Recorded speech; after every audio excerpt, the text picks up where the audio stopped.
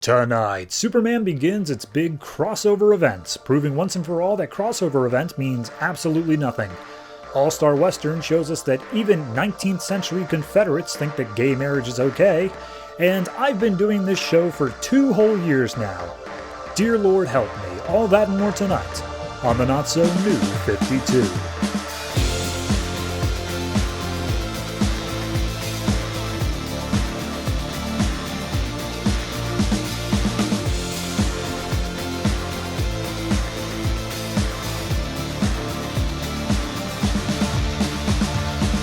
Hello everyone and welcome to episode 104 of the Not So New 52. I am your host and it's our anniversary! Woo!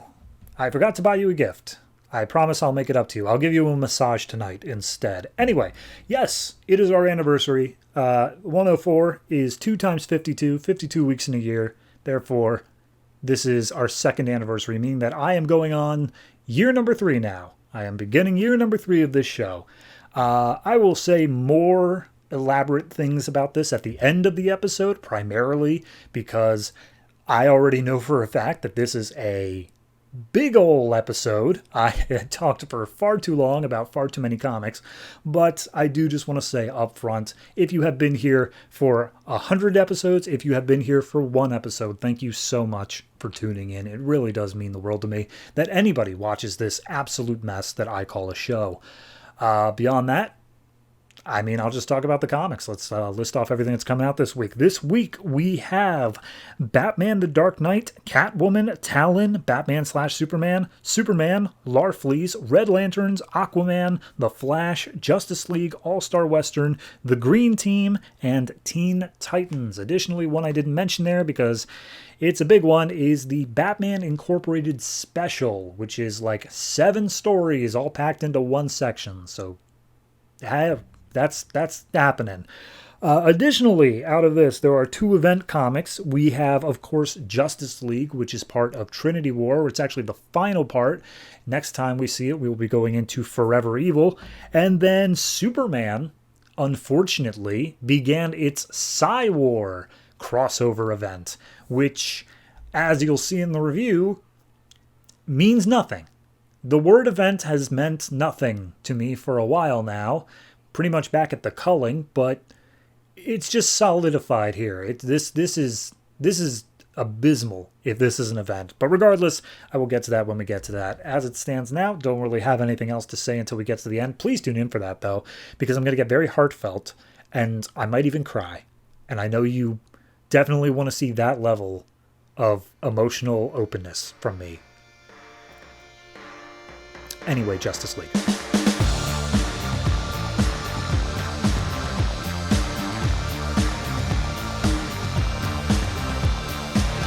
Justice League number 23, written by Geoff Johns, art by Ivan Reis. This is the conclusion to Trinity War. And, yep, so I think the last issue was Justice League Dark, but this one honestly picks up with a flashback saying it all started 5 years ago when we were fighting against Darkseid, and we see them punching each other, and then it says that on the same day, because the barriers between the universe were so thin, 2 people managed to break through from their universe to elsewhere, and this is all told from the perspective of the outsider.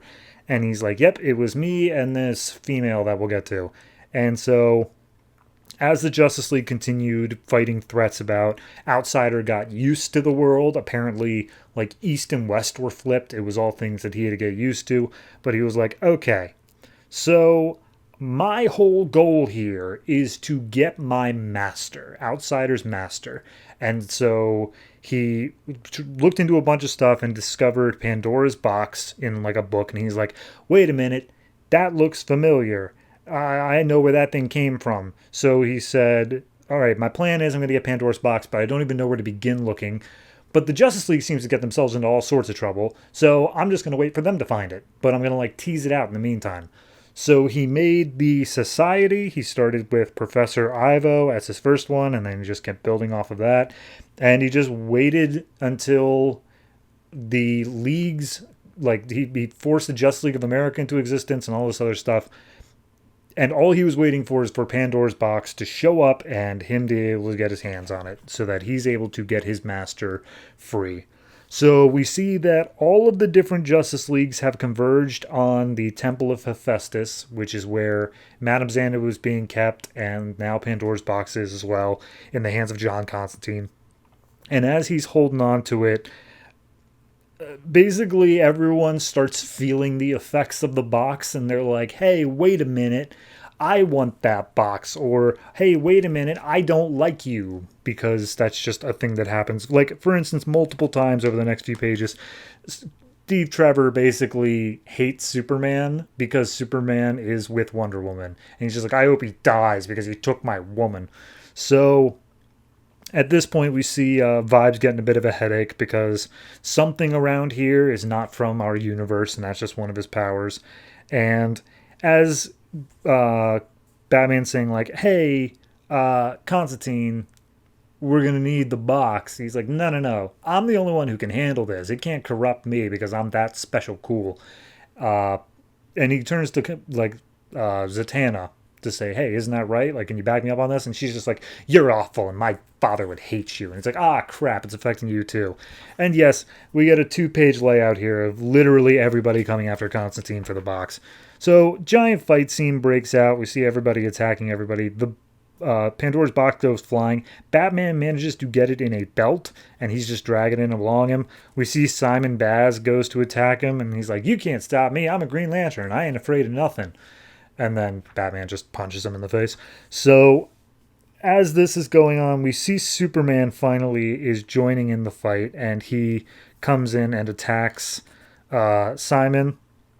Mind you, Mera shows up, like Aquaman's girlfriend, and on the next page they're like, Mera, what in the hell are you doing here? You're not on any of the teams. And then it turns out it's actually just Martian Manhunter. But, like, this doesn't come back. This doesn't do anything, which makes me think that they just accidentally drew Mera into this scene and were like, oh, wait, crap. We can't go back and fix that. Let's just say it's Martian Manhunter. So we see questions going after Pandora, like, oh, if I get to open the box, will I finally find out the question of who I really am? And Pandora's like, no, probably not. I don't see how that makes any sense.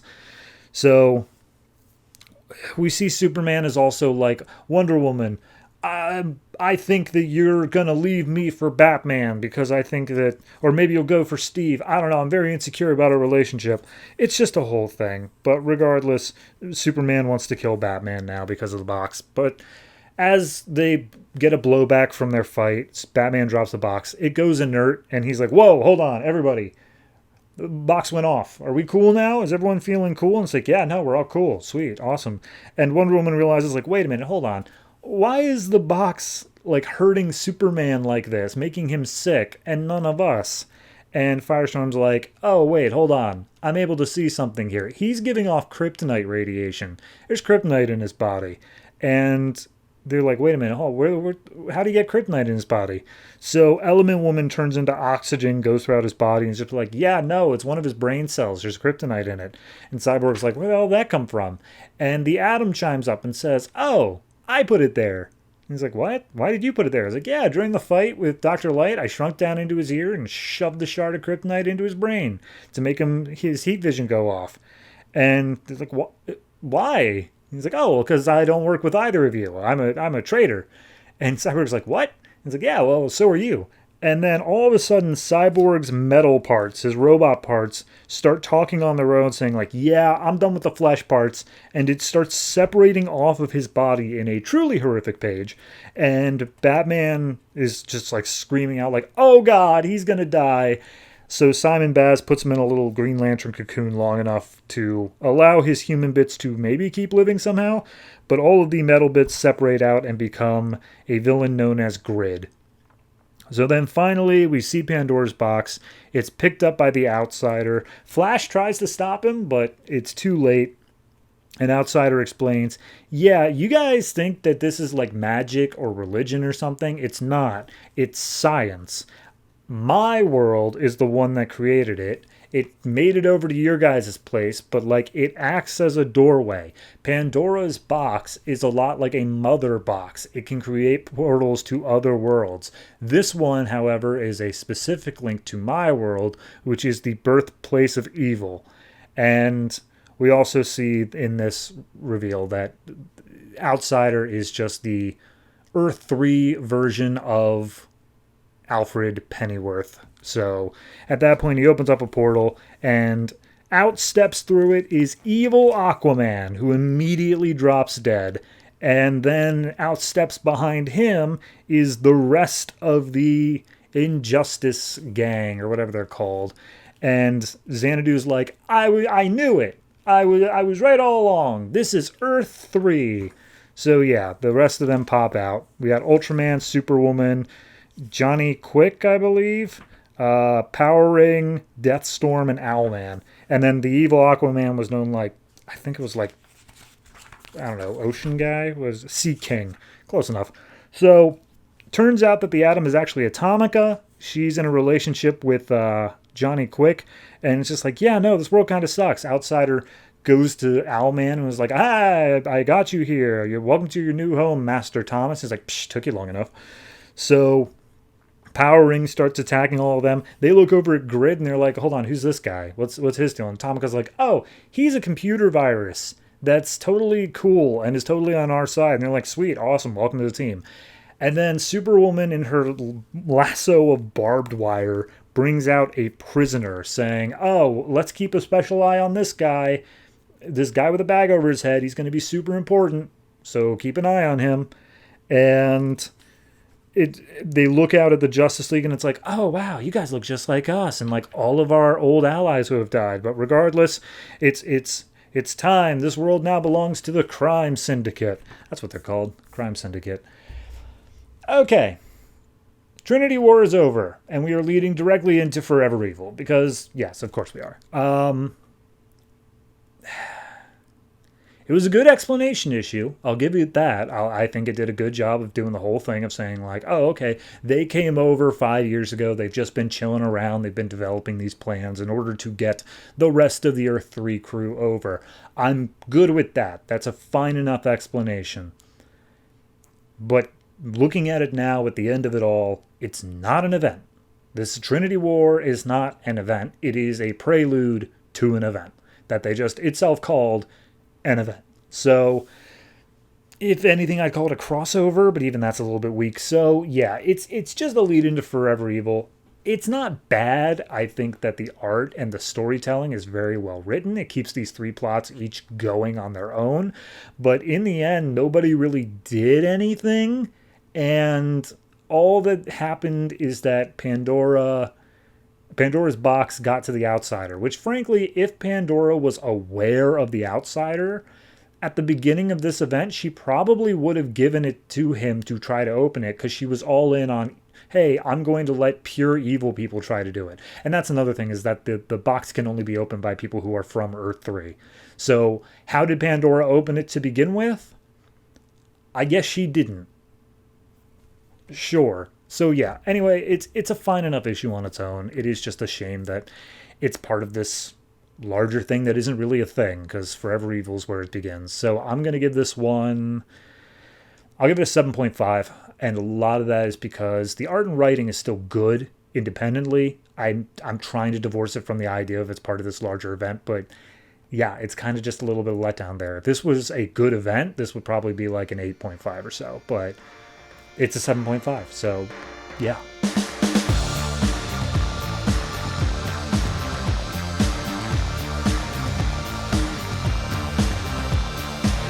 Superman number 23, written by Mike Johnson, art by Eddy Barrows and Jesus Merino. This is ostensibly part 1 of Psy-War, but like, it doesn't feel any different than the previous issues at all. So last issue, we had a whole thing of the 20 being revealed, and then the Hive Queen took out Superman because she's going to take over Metropolis or something for Brainiac.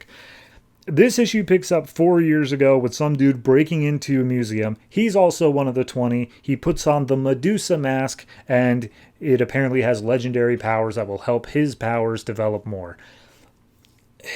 If you've been reading Superboy, which somehow is also a lead into this event, this is not a surprise, but I think they smartly realize nobody in their right mind is reading Superboy. So we pick up exactly where we left off last issue. Superman's being attacked by like some weird goop looking stuff. It's like honey because she's the Hive Queen. And she's like, haha, Superman, I'm going to have Hive be psychically all connected with Metropolis and whatnot. Isn't this what you want, Superman? You want to save them all? Look, I'm making them want for nothing. They fear nothing. This is true. It's just like, free will. Who cares about that? But everyone's safe. And Superman busts out of the control of it. Heat visions Hive Queen. And she's like, how dare you? You can't just punch me. This is a psychic thing. You got nothing on this, Superman. So she lets out a psychic blast, and she's also able to use telekinetic abilities, so Superman has to fight her both physically and mentally as well. And we see all this narration going on this time from a person we don't recognize, talking in the third person, and he's very obnoxious. I really want to point that out. The narration in this book is obnoxious, to say the least. So, as he's going to tackle the Hive Queen, turns out she's not really there. This is all just a psychic image of her, and so she makes many other psychic images, and Superman tries to X-ray to see which one's the real one, but why in the hell would that work? So they all start blasting him with psychic energy, and she once again says aha, you can't punch your way out of this one, Superman, because clearly that's all you're good for, so I'm gonna psychically control you. Then we cut to the hospital, because if you remember, in the prelude of the annual, Lois Lane became one of the 20 and then fell into a coma. And so her boyfriend's been waiting here all along. She shoots up, and the only thing that she says when she awakes is Superman. So we go back downtown. We see Hector Hammond comes in and says, psh, I'm the only mind that's worth anything, Hive Queen. I'm going to fight you. So she sicks the army of everyone in Metropolis against him, and he's like, but you forgot the best thing about mind control. You can just mind control other people. So he mind controls some of her mind control army, and the way you see the difference is that hers have golden glowing eyes and his have big heads. So they start fighting against each other with their own armies. 2 cops show up and try to control the situation. Hector just has them kill each other. And then we see Superman is in Hive Queen's crowd, and he's like, oh, you got Superman? I want Superman. So then Hector gives him a big head. And she's like, no, you can't do that. So she tries to blast him. But wouldn't you know it, he's also not there. He's also just a psychic image. And he's like, yeah, I'm back where your original base was. The one I took over several issues ago. Come and get me. And she's like, psh, you suck. So she flies off to go take him. And as they both are distracted with each other, I guess, Superman's like, oh, I'm able to think for myself. And he looks around at all the other people who are not out of mind control, and they start attacking him. He doesn't want to fight them because, they're innocent people just being controlled. So he just flies up out, and he manages to X-ray vision his way to find where the Hive headquarters is. So he busts his way in, and the narration's like, he doesn't know how he's able to fight this fight without psychic abilities. Whatever will he do? And as he arrives, he sees a person calling out for help in some rubble. Turns out it's Hector Hammond, but his head is back to normal. He's like a normal-looking dude now, and he's like, whoa, Hector, what happened? He's like, oh, the Queen's dead. I'm also not doing so hot, but you gotta run, Superman, because he's here. And Superman's like, who? What are we talking about? And Superman turns around, and we see that our narrator this entire time is Psycho Pirate, who uses the Medusa mask to connect with every mind on the planet, see all of their secrets, so he calls Superman Clark, and Psywar is just going to be against Psycho Pirate, I guess. Okay. I don't understand what events are anymore, I guess. I don't understand what is the bare minimum it takes for DC to say, hey, this requires special, putting it out there of, you don't want to miss this. Because I can't see anything special with this. I mean, it's not setting up this new status quo. I mean, yeah, Psychopirate showed up. Great, cool. But like, we've been dealing with this psychic threat thing for this entire damn trade, and I am almost done with it. Like, everything before this is Hector Hammond doing something, or Orion doing something, or the Hive Queen doing, like, every single issue for the past, when did this start? Since issue 18. For 5 issues, 5 months now, it's all been psychically related. Why is this now Psywar? It doesn't feel any different. Maybe I'll get some better closure on that as we move through, but I doubt it. So, yeah, it's just frustrating to me that they have the cojones to call this an event. So I'm going to give this one I can't give it any more than like a 5.5.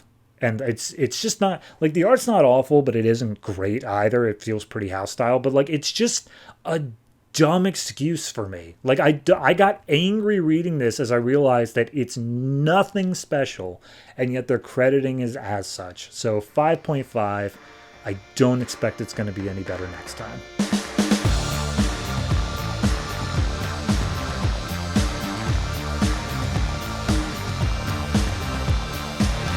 Batman Incorporated Special Number 1, written and art by a bunch of different people because it's an anthology. It's just a bunch of different stories all into one. I'll just go through them one by one. I'll say writers and artists as we get there, but the framing device on this is Batman is at his computer, and he says, "Computer, show me a bunch of stories about people from Batman Incorporated. What have they been up to?" So he starts off with Hero, which is the Batman of Japan, and we see a bunch of kids are like knocking at a vending machine trying to get out an ice cream. Something falls out. They run over to a nearby convenience store, or maybe a toy machine or a toy place, I think, and they say, "Hey, vending machine just spit out a human hand. What's going on?" So he runs over. He takes a look. He says, "Kids, get out of here. Come back tomorrow. I'll give you guys a treat." And he calls up his sidekick Canary and says, "Hey, I'm doing an x-ray of this vending machine. It's full of organs and stuff. What's going on?" And Canary's like, "I don't know, but our Amazon of Japan," who I don't think gets a name, says she fished a corpse up out of the water just before it was eaten by sharks. It's also missing all of its organs. They've been surgically removed. And it's like, oh, well, sounds like a team up to me. So at this point, they track down that the vending machines are run by a company that also runs a capsule hotel, which is an actual thing. And so they trace one guy who goes in there. He hops into a capsule and then is immediately like restrained and locked up. And a voice comes over saying like, "Do what we say or else we're going to kill you." And he's like, "Well, if you're going to kill me no matter what, because otherwise I would definitely bring the cops here and they would know about what you're doing." He's like, "Fair enough. Do what we say or we'll kill you slowly." So as is about to kill him, Batman Hero jumps in, and the guy is dropped down a chute, and Hero dives in after him, along with Canary in tow. As they arrive at the bottom, there's some doctors who he kicks out, but then immediately everyone starts passing out because there's gas in the air. So as they pass out, we see that the person doing all this is a man with like an opened rib cage and his guts being held in barely, named Dr. Inside Out. And Hero managed to say gas mask, which activated a gas mask and lets him breathe. He fights against Dr. Inside Out, and he's like, "Oh, all right, that's inconvenient," presses a button and puts Hero into an escape pod. Meanwhile, Canary also had a tiny little gas mask, so she manages to wake up long enough to do a canary cry on Dr. Inside Out. Was that his name? Yes, sorry, I forgot within pages. So his rib cage busts open, all of his guts fall out, and we see that Batman manages to switch places with Dr. Inside Out, blasts his eject pod out into the ocean, and the salt water like starts killing him more or less. But then the whole book stops and he says, "Don't worry, readers. We didn't let him die out there. We had the Amazon lady come and pick him up, and then he's fine and he's not dead." We're not murderers. And they do a couple of puns here at the end of like, yeah, he spilled his guts, didn't he? Oh. That's it. That's the issue. That was by Chris Burnham. He was the writer and artist on that. So then we go to the Squire, who obviously in the events of Batman Incorporated, Knight died, and so Squire's left on her own. And this is basically just the story of her learning, how is she going to cope? So day one, she's just mainly staying inside. She's moping to herself. Day two, she goes down to a bar, and she meets up with a guy named Mechanic. And Mechanic's like, hey, we're all here if you need it. Well, you and your bat friends if you need it. And it's like, no, Batman Incorporated's done. I'm all alone. So then 3, she's sitting outside of a cafe. She's still wearing her mask, like her little domino mask. Nothing else, just the mask. And the little girl comes up being like, hey, aren't you Squire? And she's like, no, not anymore. And he's like, yeah, you are. You're wearing the mask. It's like, fine, yes, I am. Shut up. And the Mechanic shows up again and says, hey, your main villain guy is Spring-Heeled Jack. He's showing up again. We need you, Squire. So then they manage to track down where Spring-Heeled Jack is day 4. She comes crashing in on a motorcycle and starts chasing after him. The chase apparently lasts for a full day before Squire manages to crash her motorcycle into him. And the Mechanic is like, hey, good job. You caught Spring-Heeled Jack. Knight would be proud. And she's just like, yeah, I'm starting to feel like I can move on. And Mechanic's like, oh, you're going to be Squire alone now? And she's like, not exactly. And then we see day 7 fighting a warship of old-timey dressed dinosaurs with machine guns strapped to them. She has become Knight. It's a page. So then we get the next case file, which is Raven Red and Man of Bats, which are the ones I think out on the west coast of America. And there's 2 different stories being told simultaneously. One is up on a skyrise of Raven Red chasing down a guy named Coyote who does like a whole bunch of Leviathan stuff, but he also has a lot of gear as well. And Raven Red is like not the best with heights. He's not super cool with this, but he knows that when they get up to the top of this construction place, Coyote's going to jump, and he definitely has a parachute, so they got to stop him before that.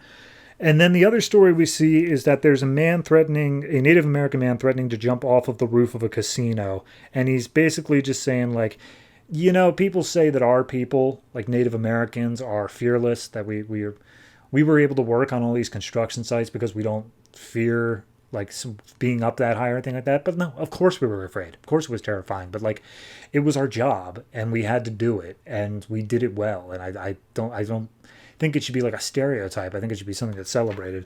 And it looks like he's trying to kill himself, but actually he's just remembering all the friends that he's lost and blah, blah, blah. Raven Red the entire time is trying to talk him down. He's like trying to get him down off the roof. And we see that is enough for him to, in the present day story with Coyote, face down his fears. And when it looks like he's about to get knocked off the building and fall to his death, Man of Bats is there with a crane that swings a girder into place so that Raven Red's able to get the one-up on Coyote and knock him out. So, yeah, it's a good enough story. That is written by Nathan Fairbairn, and art is Jean-Paul Leon. So it does look great. And then we got Night Runner, Dark Ranger, and El Gaucho, which I think is Buenos Aires is where they're currently at. But apparently the whole city's going crazy. Nobody's sure why. These 3 guys are each trying to save the innocents that they can, which apparently are all children at a school for the deaf, and everyone else is just getting punched down. So we see El Gaucho. The other 2 were talking to saying, man, El Gaucho's so cool. He's cooler than Batman. So they go ahead and they do whatever they could do. Night Runner, I believe? No, the other one. Dark Ranger. He uses his helmet to see where the signal is coming from that's making everybody go crazy. Turns out it's a sound-based signal. His helmet's protecting him. No one knows why El Gaucho isn't affected, but Night Runner is actually affected at this point. So Dark Ranger takes him out using a stun gun. And we see over at the signal thing is a villain named... I don't even think he has a name. I don't think they ever give him a name. Regardless, at that point, he's trying to convince everyone in Buenos Aires. It's like, yes, welcome to La Muerte en Vida. So at this point, Dark Ranger says, yeah, I can't get over there. My jetpack ran out of fuel, so I'm going to put my helmet onto Night Runner, and hopefully he can parkour his way over there, and it'll snap him out of his thing. Luckily, he's right. He parkours his way over there. However, he's not used to fighting in the mask. He's unable to really see anything, so the whole group of people start attacking him.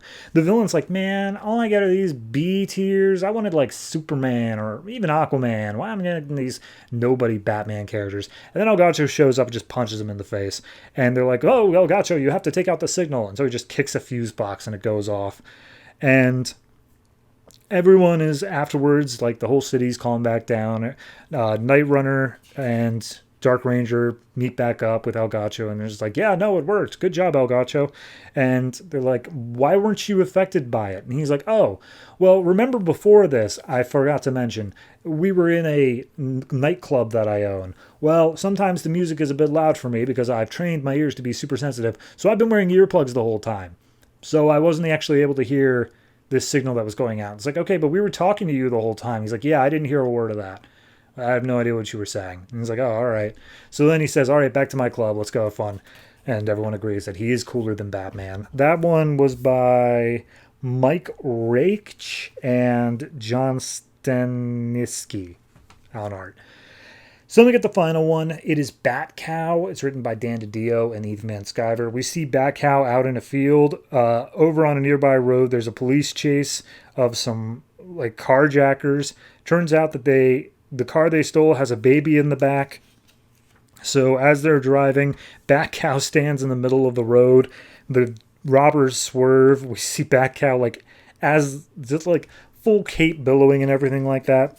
Cops come over and go to the car. We see the mother is also in the cop car. She goes and gets the baby, hugs the baby, and they look for the baby's bottle, but it turns out it broke in the car crash.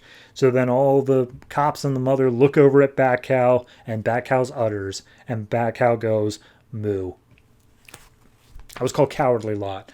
And then the framing device ends with Batman saying, or Batman looking at the computer, and the computer's like, do you want to archive this stuff for never seeing it again? And Batman's like, no. Batman Incorporated will return. They did, it just took 9 years. I like each individual story. I think that Batcows is funny. I think that the Night Ranger, whatever ones, Night Runner, Dark Ranger, they're all fine. Night one did well as well. Honestly, the one that really didn't do much for me is Hero, but I know Batman in Japan has his own following, so I'm willing to accept that as something some people like. For me, though, this entire issue didn't feel like it really had a purpose in existing. I feel like it was more so just a thing of, we had these short stories, or we had an idea to do something like this, and we're just seeing... You know, we're throwing it out there. We're saying, hey, here's something. It's like $10 probably for 80 pages. Go nuts. I mean, I don't dislike it, but it is kind of unnecessary. For anybody who's enjoying Batman Incorporated, I don't think there's any need to have this book, but it is just a nice little thing to have, especially for some characters that do not get any more limelight for like another decade. So that's always something. But yeah, I'm gonna say that this one, as an issue overall, I'll give it a solid 6.5. A lot of it is because it feels unnecessary in what bringing it down. But like I said, John Paul Leon's art is good. I like the humor in the Bat Cow one. It's got its reasons for existing. It just doesn't feel like there's enough of them. So 6.5.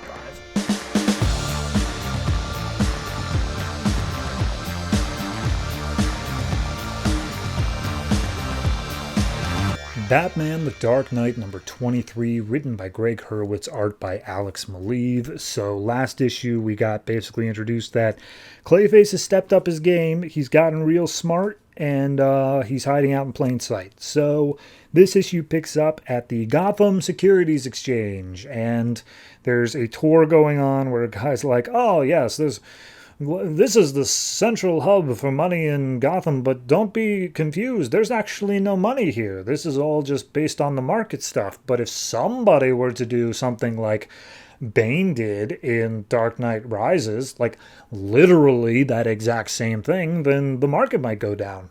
And then wouldn't you know it, inside the vault, it sounds like there is a voice. And when they open it up, it's Clayface inside. And someone fires a net at Clayface, which he obviously gets out of, and then Clayface says, "Do it now." And it turns out that a bunch of people that were in this tour or whatever were all working for Clayface. And he's like, yes, that should tank the market quite effectively. And there's a young woman there, or sorry, and then Clayface kills all of his own goons. He just stabs them all. And there's a young woman, and he's like, well, I'll make you match. And then Batman comes in and saves her, and gets her out of the building, tells her to run. And then as he's fighting Clayface, he has this new special gun that when he fires it, it starts doing like a Green Lantern sort of thing where it makes a construct of a airtight cylinder, but in order to truly capture Clayface, it needs to seal completely with the ground. And when he fires it at Clayface, there's a fire hydrant in the way, so it's ever so slightly tilted and Clayface is able to get out. So Clayface keeps on attacking him. He keeps on firing off shots. Clayface retreats a bit, firing off shots. He can never quite get that clear and level ground. So Clayface manages to escape, and Batman's like, well, let's try something else. So he goes and he talks to Mad Hatter, because Mad Hatter, if you remember in the last arcs, was responsible for the death of a woman that Bruce was actually pretty super chill with. I'm going to say loved. He loved her. So he goes to Mad Hatter and says, hey, Clayface somehow knew in the last issue that Natalia whatever is connected to Batman. You're the only one who knew that. Who did you tell? And Mad Hatter's already gone insane again. He's like, oh, Batman's not here. I'm just talking to nobody. La la la la la. And so Batman checks the visitor's log to see who visited Mad Hatter. He's like, well, if I can't get it out of him, I'll just talk to everyone he talked to.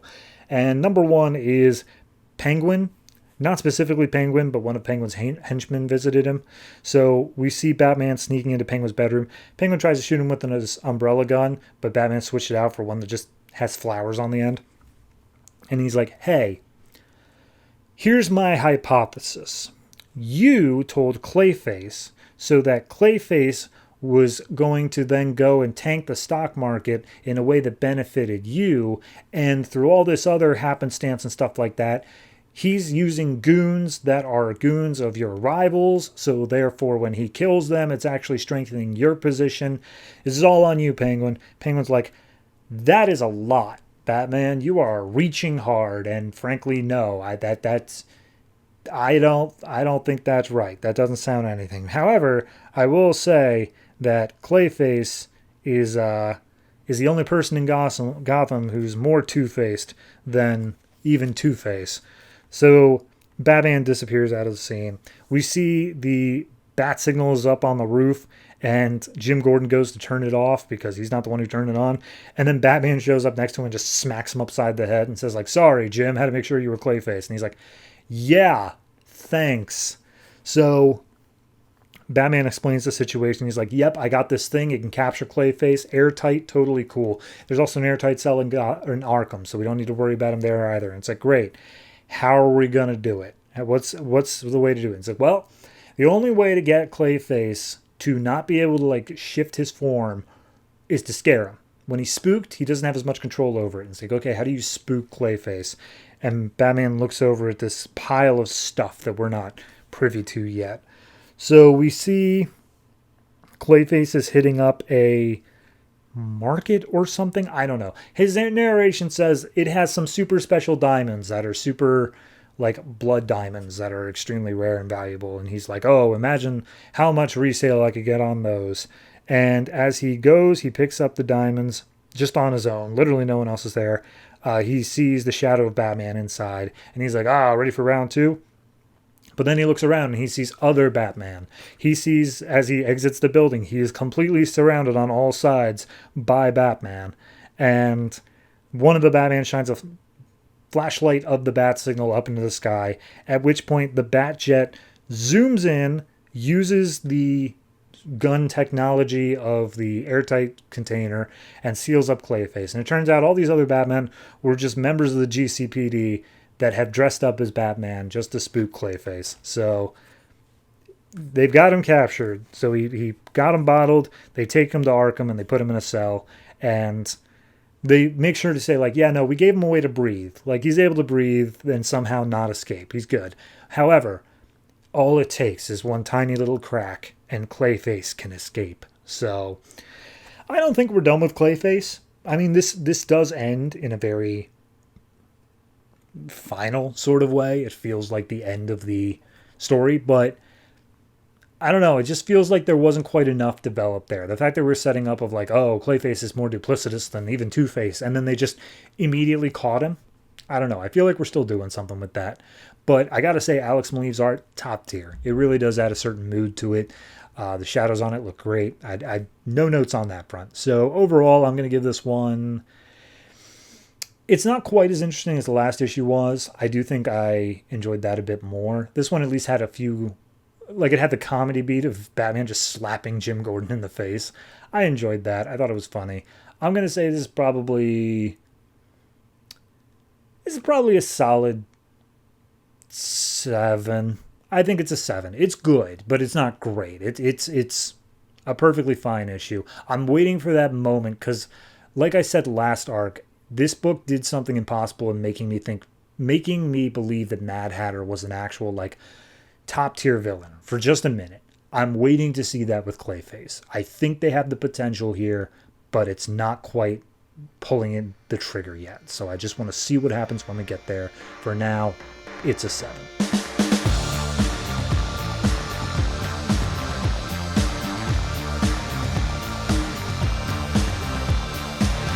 Catwoman number 23, written by Nocenti, art by Rafa, Sandoval, Scott McDaniel helping out with both, actually.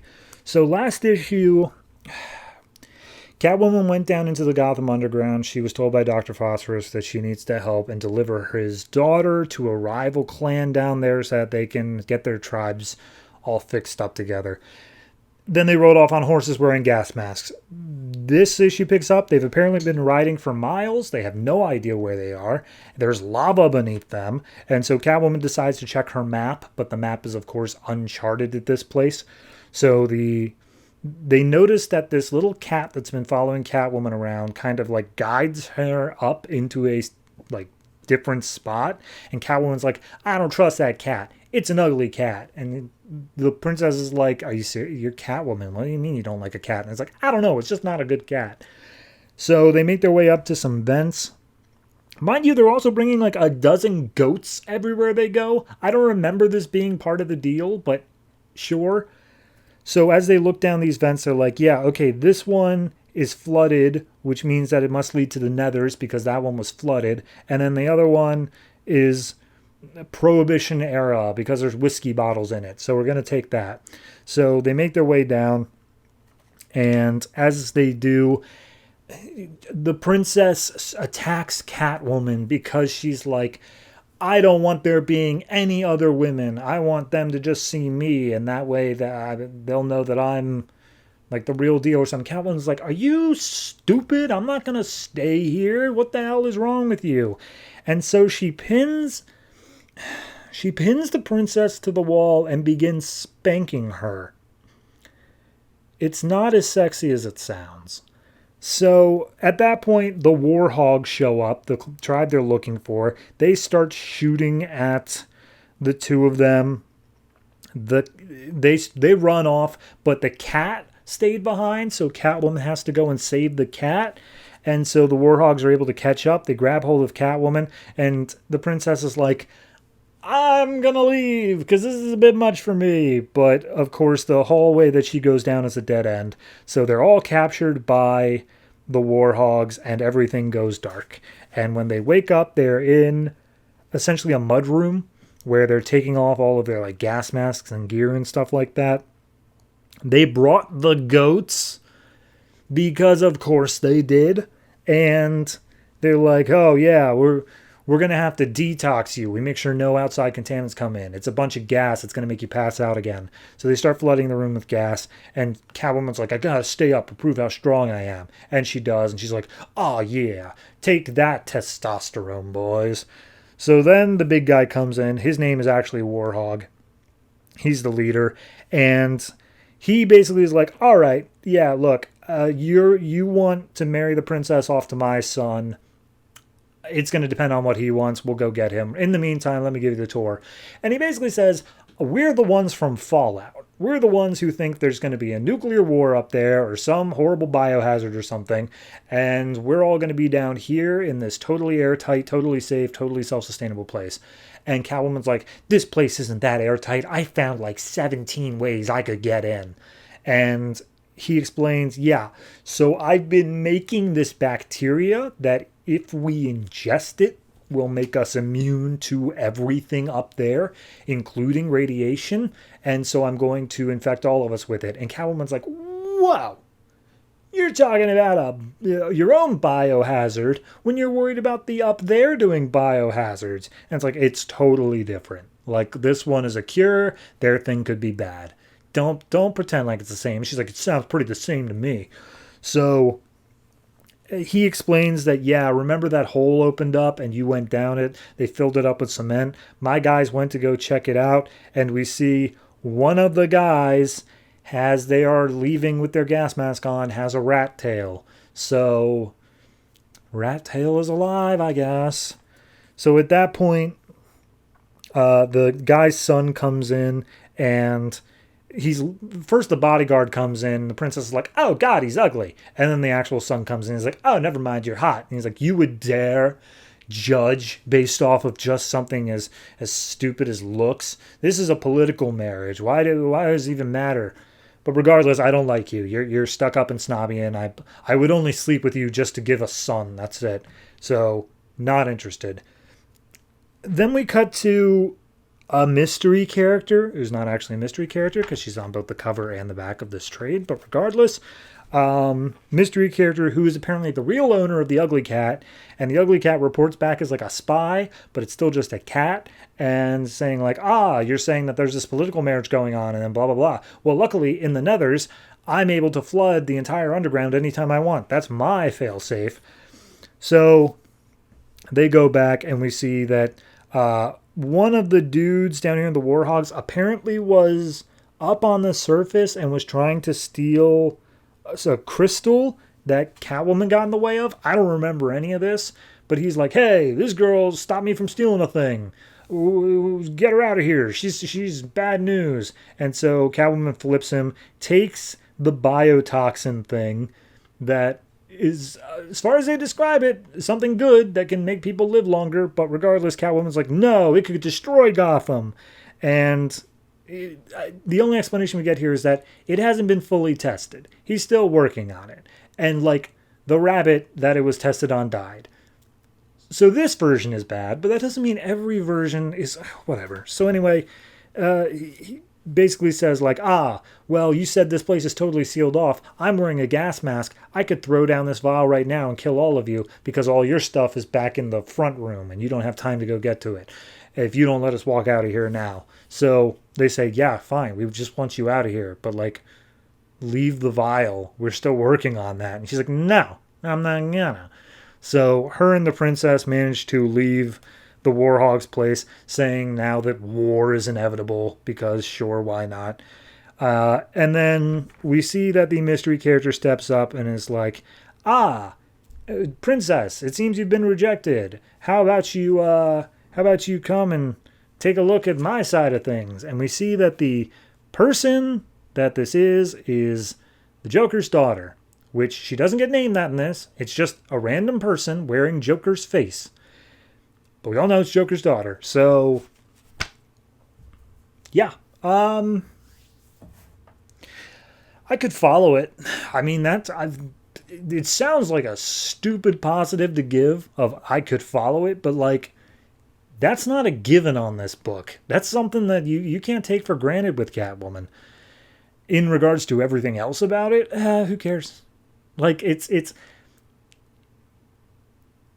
got this story in mind, and it doesn't care about whether or not it makes sense.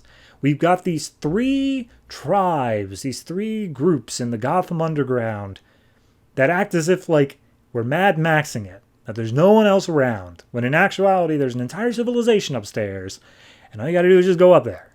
I don't understand what the point of all this is, but regardless, it's got its own little mythology. I'm not opposed to the ideas it has, just the execution. Why was there a spanking scene? I don't I don't understand. I'm going to give this one a flat 5 because unlike a lot of other issues in this trade, in this book in general, this one didn't make me angry reading. I wasn't happy reading it, but it felt like just absolute sheer neutral of you couldn't have made me care less if you tried. So flat 5 it is, and we'll see more info about the Joker's daughter somewhere in Villains Month.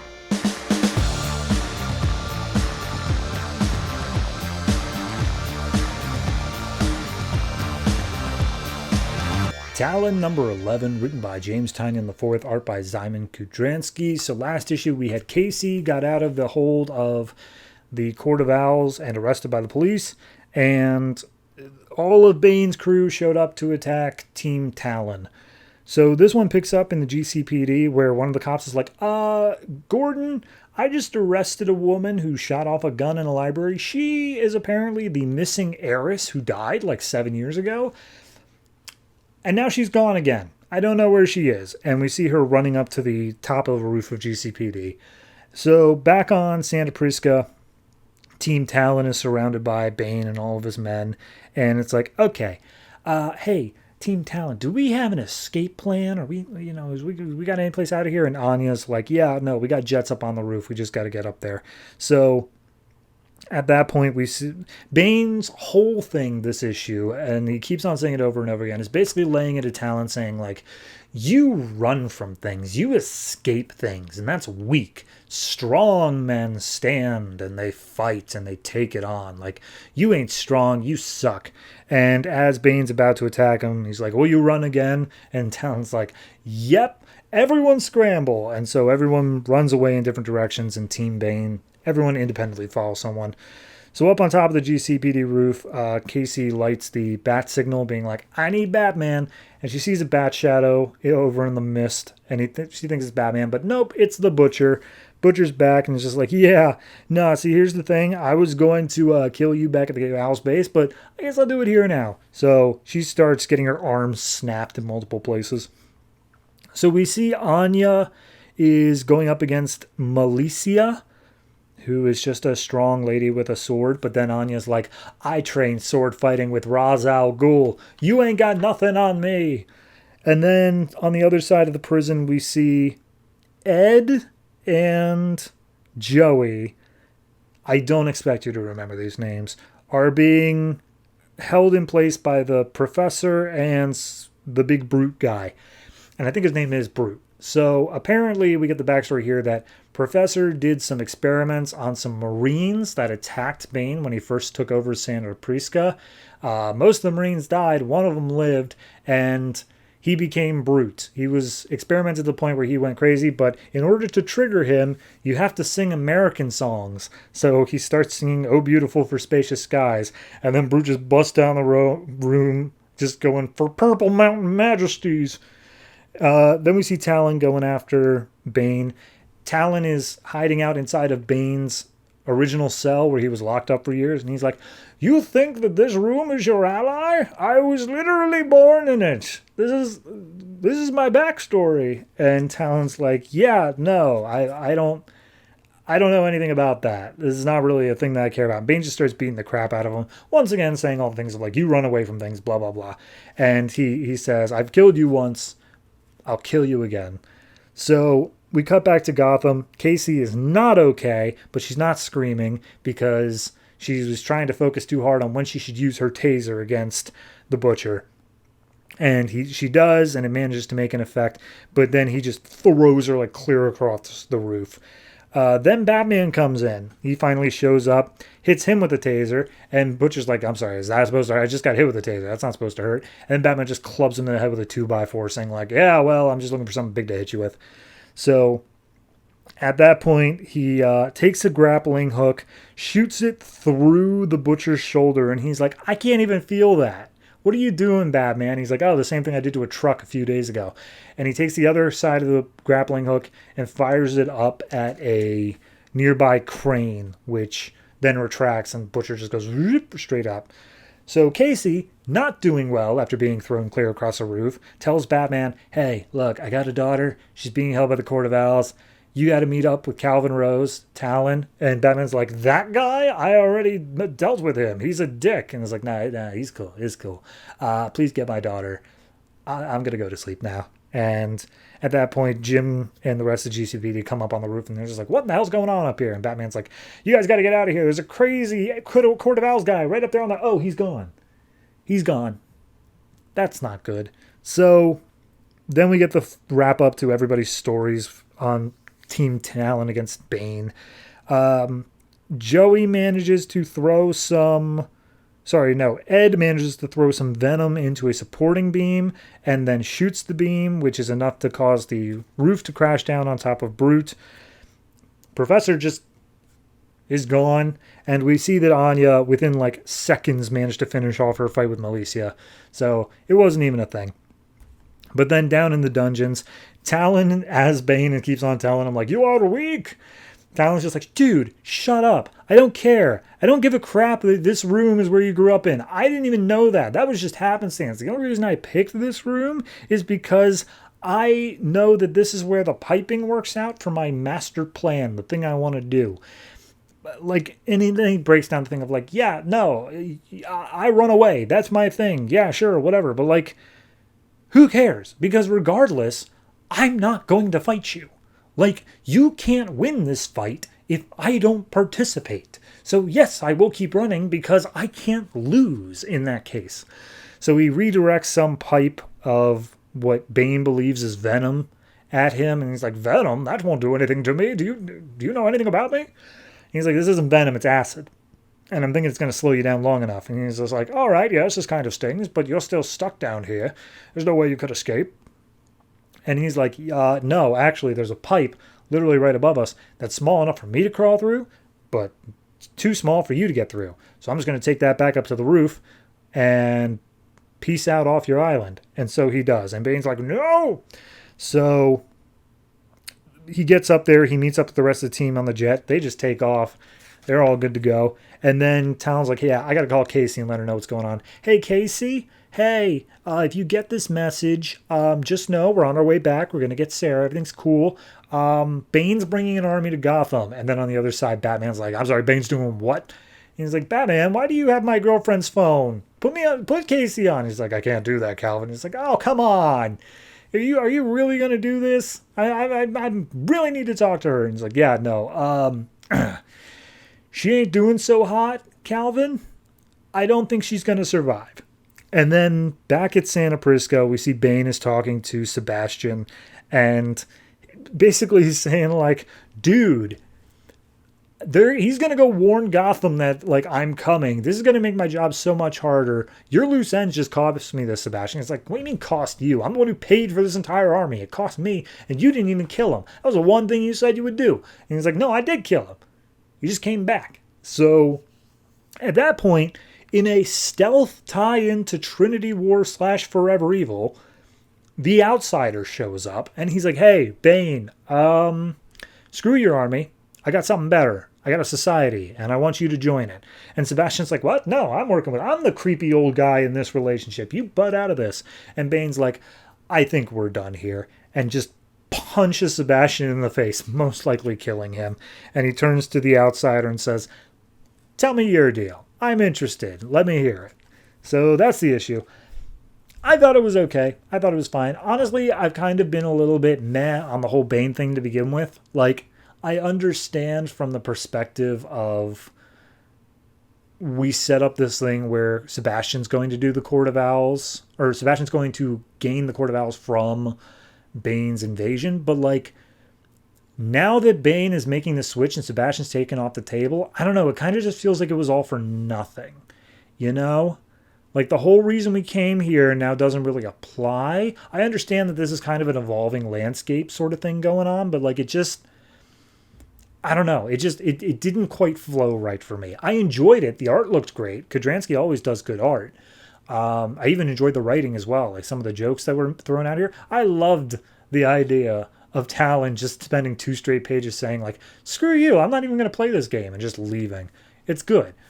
But it's just in the larger scheme of what is the book doing at this time, it feels like it's kind of spinning its wheels a little bit. Like, I don't know if we're going to come out of this with a resolution to the plot that we went into it, which I'm not saying it needs one, but from a storytelling perspective, I want one. So I'm going to say that this is probably this is a 6.5. It's fine. It's good. But especially tying in now to like Trinity War and stuff like that, I don't know. It's just, I'm not sure where we're going with it. And I'm not as faithful as I probably should be. So 6.5.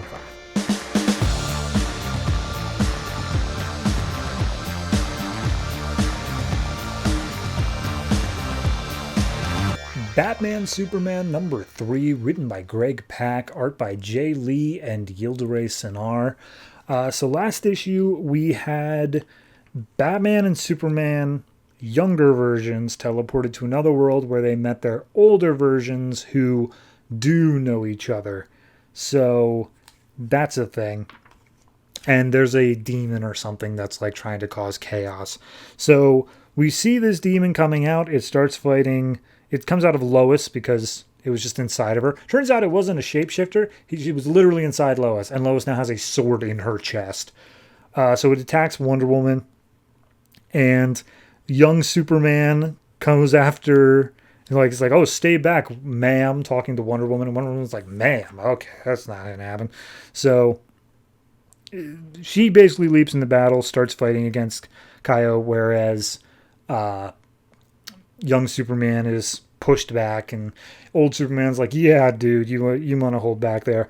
And he does like some surgery with his heat vision on Lois in order to save her life. And Superman's like, what are you doing? And old Superman's like, oh, right, how old are you? Like 22? I learned how to do this when I was like 30. So yeah, don't worry, you'll figure it out eventually.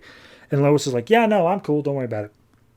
So Wonder Woman's got Kaio all tied up and just like, tell us, why are you here? And we see in the sky is a giant vision of who we know to be Darkseid, but apparently only Kaio knows that. Like, old Superman hasn't even met Darkseid either. And the vision of the sky is like, Kaio, I see you. I'm coming. And the other Supermans are like, what's going on with that thing? But regardless, Wonder Woman keeps pressing. Is like, Kaio, what was that thing in the sky? And also, who are you? What are you doing here?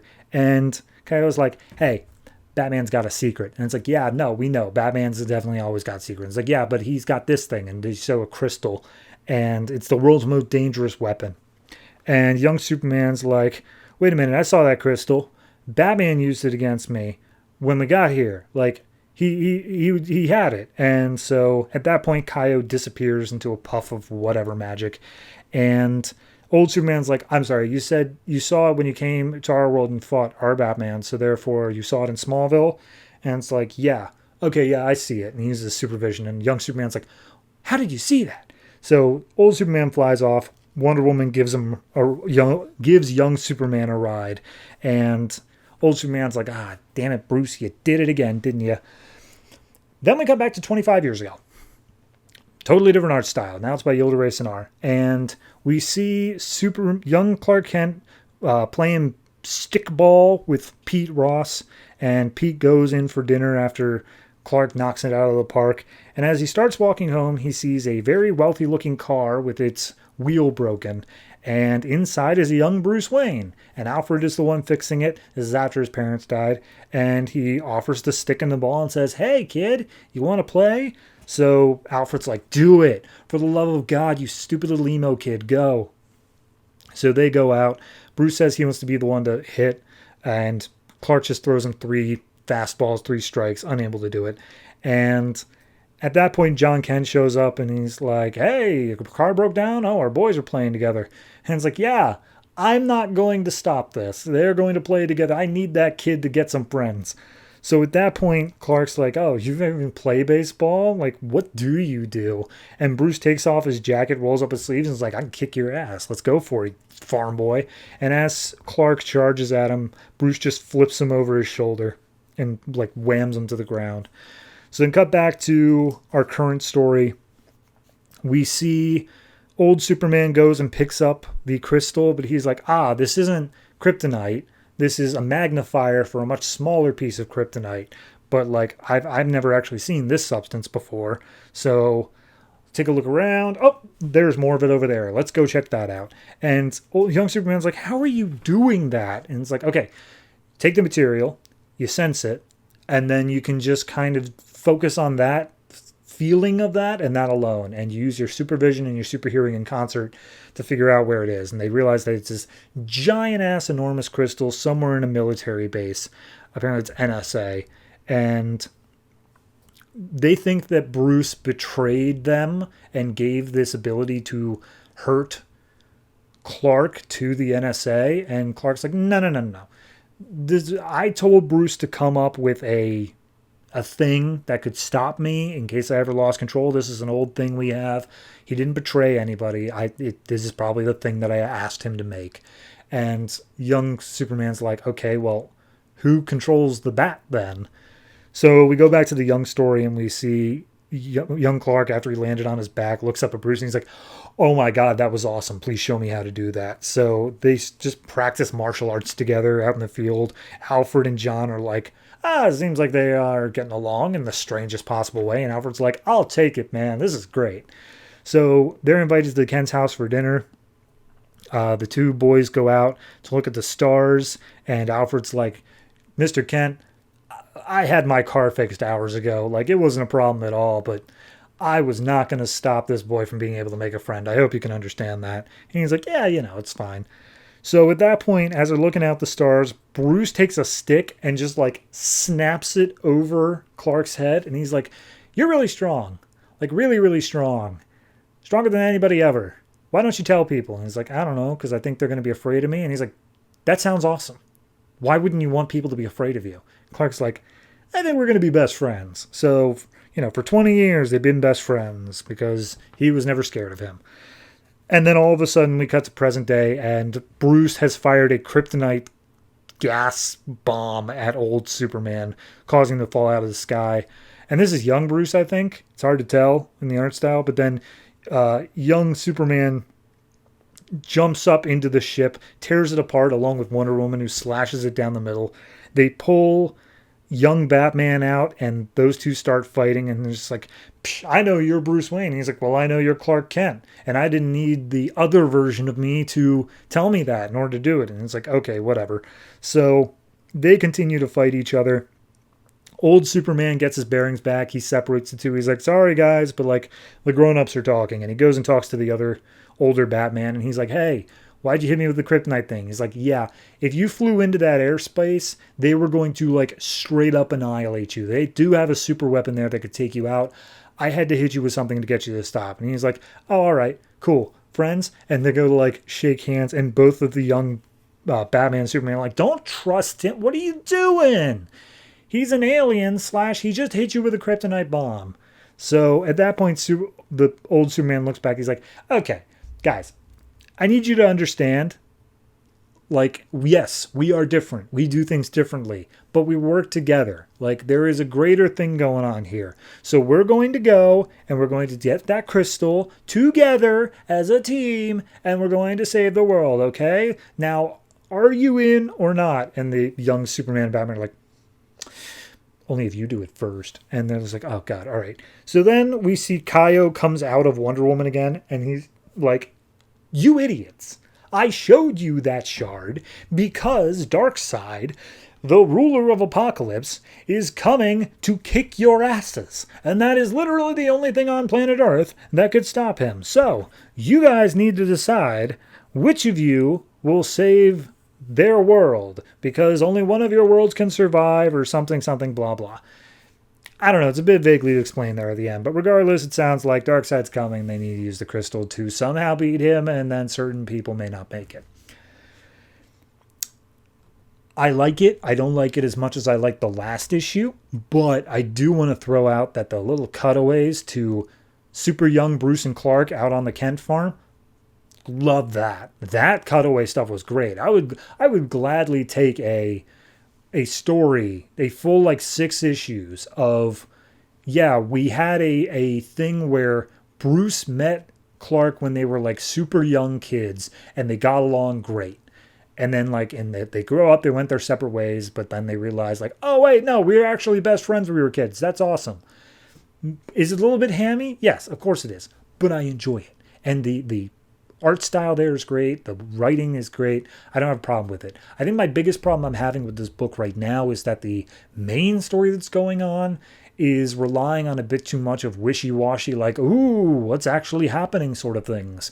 And I don't feel like I have a good grasp on it yet. It might turn out to be great, but we're still playing with ideas of like, how did this happen?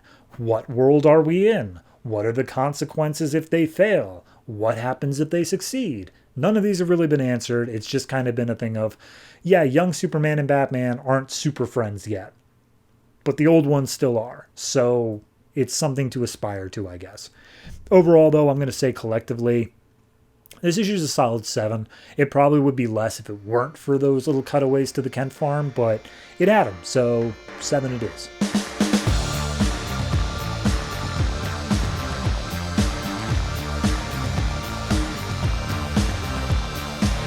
Larfleeze number 3, written by Keith Giffen and J.M. DeMatteis, art by Scott Kolins. So last issue, we had Larfleeze was defeated, and I always blank on his name. The butler guy got him out of a pile, and it turns out that there was somebody who was protecting the butler the whole time, named the Wanderer.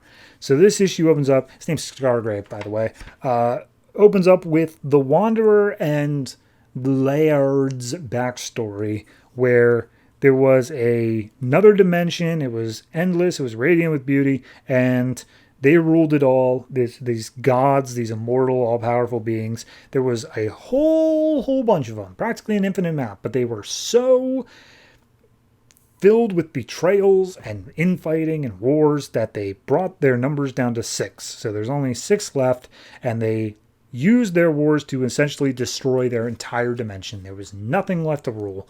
And so one day, Wanderer, who is very bad at keeping a story straight because Stargrave like mildly interrupts her a few times and then she completely forgets what she was talking about. But regardless, she's wandering through her universe when she comes across the creation point, like that the portal that they made to find over. And she's like, oh, a whole nother universe. I got to go tell my brother about this. So she goes back, and she talks to Laird, and Laird's like, oh, sweet, awesome. Where is this place? But because she's so scatterbrained, she can't remember where it is. So Laird comes up with the idea of, I know, I'll torture you for the information. So for 500,000 years, they torture her and try to get the information when eventually they find an infinitesimal small speck of energy on her that they use to recreate the portal and march through it, leading to the events that we saw in this book. And Stargrave's like, cool, why are you telling me this? And she's like, well, you asked. It's like, no, I asked what your name was. I didn't ask for your whole backstory. And it's like, oh, it's Wanderer. So then Stargrave asks, okay, why are you keeping me alive? Like, I would have died. Why do you care so much about me? And it's like, oh, well, when I came here to this universe, I followed in afterwards, I needed a butler. I need someone to show me around the world, and I bought you off of Larfleeze. So you are mine, actually. And Larfleeze is still unconscious. So, like, you cool? You want to come with me? And he's like, I don't know. I got to think. Yeah, I want to go with you. And he's like, great. Awesome. The only thing we got to do is castrate you. She's like, yeah, no, perfect. I'm sorry. What? Do you say castrate me? He's like, yeah, I am an extremely sexually beautiful god from another universe. I can't have you thinking with your lower brain. And he's like, so I'm not cool with that. Going to change my mind. I'm going to try to wake Larfleeze back up. Larfleeze, she's going to cut off my thing. So at that point, we see Laird is just enjoying some dinner. We see Herbert, the lackey, is like, hey, sounds like that butler you hired is screaming Laird. And Laird's like, dude, don't talk to me. You're a slave. You go down and check it out. And he's like, I'm not a slave. I'm a lackey. And maybe I should go over to Dirge. Dirge would treat me right. And then all of a sudden there's an explosion. Turns out Larfleeze woke up. And like the next 6 pages are all just the exact same thing of Wanderer fighting against Larfleeze. Larfleeze saying like, hey, you said that I gave up my butler. I don't give up anything. So whatever it is you think happened didn't happen. She's just like, psh. Well, then fine, name your price. What do you want for him? It's like, okay, I want you to die. He's like, well, that would kind of defeat the purpose of me needing a butler now, wouldn't it? So at that point, Wanderer goes blasting through a roof, and Laird sees her and just be like, hey, what are you doing? Why are you blasting through my roof? And he's like, oh, yeah, hey, Larfleeze, he's a problem. And Larfleeze, of course, bursts through the thing. And Laird's like, I thought I killed you. And it's like, well, it didn't take. And it's like, all right, well, I'll kill you again. He's like, you think you can do that? I've got the entire Orange Lantern Corps behind me. And it's like, you had them before, and that didn't stop you. And it's like, fair, but now if I use a little bit of imagination, and he makes an Orange Lantern construct that just blasts Laird halfway across the universe, like the far side of the other universe. And Lou, the wolf thing, comes out and just be like, you think that's really going to stop me? And he's like, I don't know. Just give me some time to finish this fight. Are you going to fight with me? He's like, nah, I'm loyal. I'm not stupid. Besides, I want to go into the house. He keeps me outside. He's like, dude, I don't care. You're a dog. You can go poop on his bed for all I care. He's like, that's not really a thing I do. But then Lou explodes. Turns out it's Wanderer. Wanderer's like, psh, who cares? Like, I don't. He's a dog. Who cares? But then Stargrave's like, he was my friend. How dare you? So at that point, Wanderer is threatening to take Stargrave again. He's like, oh, I'm going to take it over your dead body. And Larfleeze is like, I'm not going to fight you anymore. I now have run of this house. There is nobody stopping me from picking over all the shiny things. So no, I'm not going to fight you. And Stargrave is like, you're seriously going to let me go with her? Like, you're just going to let that happen? He's like, no, I'm not. But I'm not going to fight you. I'm going to summon the Orange Lantern Corps. And he summons all the different constructs of the people he's killed and are now living in his ring. He's like, they're going to fight her. I'm just going to go pilfer some stuff. And she's so curious about this. She's like, wait a minute. I can sense them. They're souls, but they still have like matter and energy to them.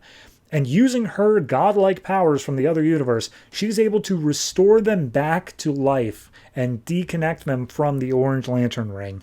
And so they all come back to life. They're fully blind. And she's like, hey, everyone, Larfleeze killed you all. You now have the ability to kill him. Or you can chase me if you want, as he's ordering you. But it sounds to me like you guys should get some free will. Anyway, I'm going to take off. Bye. And so she flies away with Stargrave. Larfleeze is like, what are you guys doing? Chase her. And he's like, Larfleeze, you killed us all and then enslaved us for literally hundreds of years. And it's like, yeah, and? And so then they all start attacking Larfleeze. And he's like, I'm getting the feeling you guys are upset about something. So then we cut to Wanderer as he's outside, or as she blasts outside the universe. And she's already forgotten everything that happened because she's so scatterbrained. And Stargrave is like, okay, well, it seems you got me, but is there any way I can convince you to not cut off my manhood?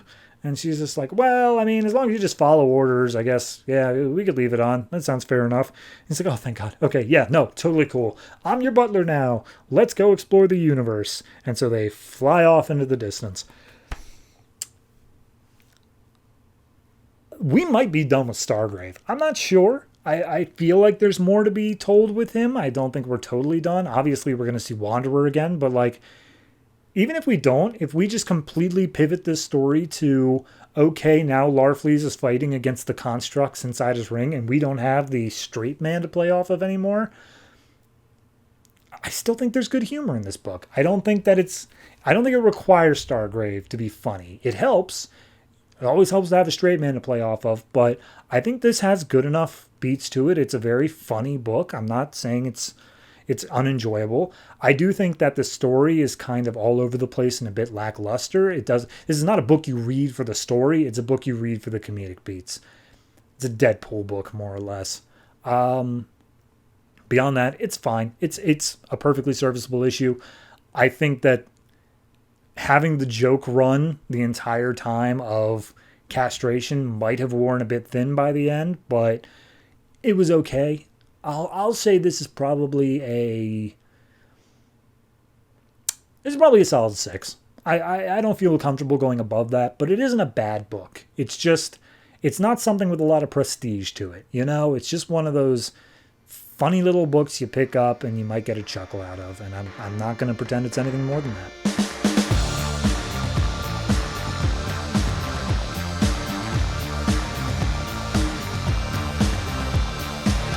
Red Lanterns number 23, written by Charles Soule, art by Alessandro Vitti and Jim Califiore. So last issue we had the Red Lantern Corps, now being led by Guy, taking a pirate spaceship as a new base or something, and Dexter used its red ring to bring Atrocitus back to life. So this issue picks up with Atrocitus and Dexstar, and he's just like, Dexstar, what in the hell did you just do, man? I've never seen that before. And it turns out that Dexstar used his ring to make a construct heart. And Atrocitus points out, wait a minute, you can't make constructs. And it turns out that Dexstar tasted a tiny bit amount of Rancor's blood, and so that gives him the ability to do it. And so Atrocitus is like, oh, good kitty. And then he sees Dexstar's ring on its tail, and he goes to grab for it, because clearly he wants to be a Red Lantern, but he stops himself. He's like, nope, I'm going to get another ring. I'm not going to kill you, Dexstar. So let's go ahead and find myself a ring. So then we go back to Yzmalt, where they have landed their pirate ship, and basically Guy and Kyle are saying, like, what do we name it? We got to give it a cool name, like a badass name, like the Bloody Horror or the Scarlet Sword. And Guy's like, okay, you work on that. I'm going to deal with other things. And Skallux is basically saying, like, why do we even have a ship if we're just going to stay on the planet? What's the big deal? And there's like, no, it's just kind of like a place for us to sleep, like a living quarters. That's the best way to think of it. And Skallux is like, you guys are so weak, you need living quarters. So we go back to Zilius Zox, who is working on the ship, because obviously they blasted numerous holes in it, and somehow Zilius knows how to fix starships. And he's like, yeah, no, I'm gonna keep on working on this. You cool with that, Guy? And Guy's like, I'm not your boss. You do whatever you want, man. Let's go for it. And he's like, yeah, all right, cool. Oh, by the way, you killed a dude. Like, I didn't think Green Lantern's like you killed. And he's like, yeah. Guess I'm not a Green Lantern, ha ha ha. So we go to Atrocitus, who's going through deep space with Dexstar, and they've traced out some Red Lantern energy to a planet called Stygia, which is the planet that Skallux actually came from. And he's like, oh, hey, sweet. And there's like a defense satellite or something that tries to attack them, and Dexstar just straight up annihilates it. And he's like, all right, cool, let's head down to the planet and see what we can get. So we cut back to Guy, who his Green Lantern ring is like almost on the verge of dying. It has 0.003% left. So he goes up into planet's orbit, and he calls up Hal, and he's like, hey, Hal, get me out of here. And it's like, why? What's up? What did you learn? And he's like, the Red Lanterns are weak as hell. They can't do anything against us. Like, they're not something to worry about. And Hal's like, okay, well, I still want you to stay there and learn about what Atrocitus is doing. And he's like, you don't understand. I killed Atrocitus. He is dead. I ripped the ring from his finger. And then I killed another guy. I'm not liking what I'm doing here, Hal. Get me out of here. And Hal was like, I'm sorry, who did you kill? And it's like, he was a bad guy. He was a horrible person. Like, he kind of deserved it. But at the same point, you said I could leave whenever. Get me out of here. And Hal's like, all right, fair enough. If you killed Atrocitus, so be it. I'll call up the Blue Lantern Corps. They'll come get you. So he comes back down to the planet. He's got like 0.001% left.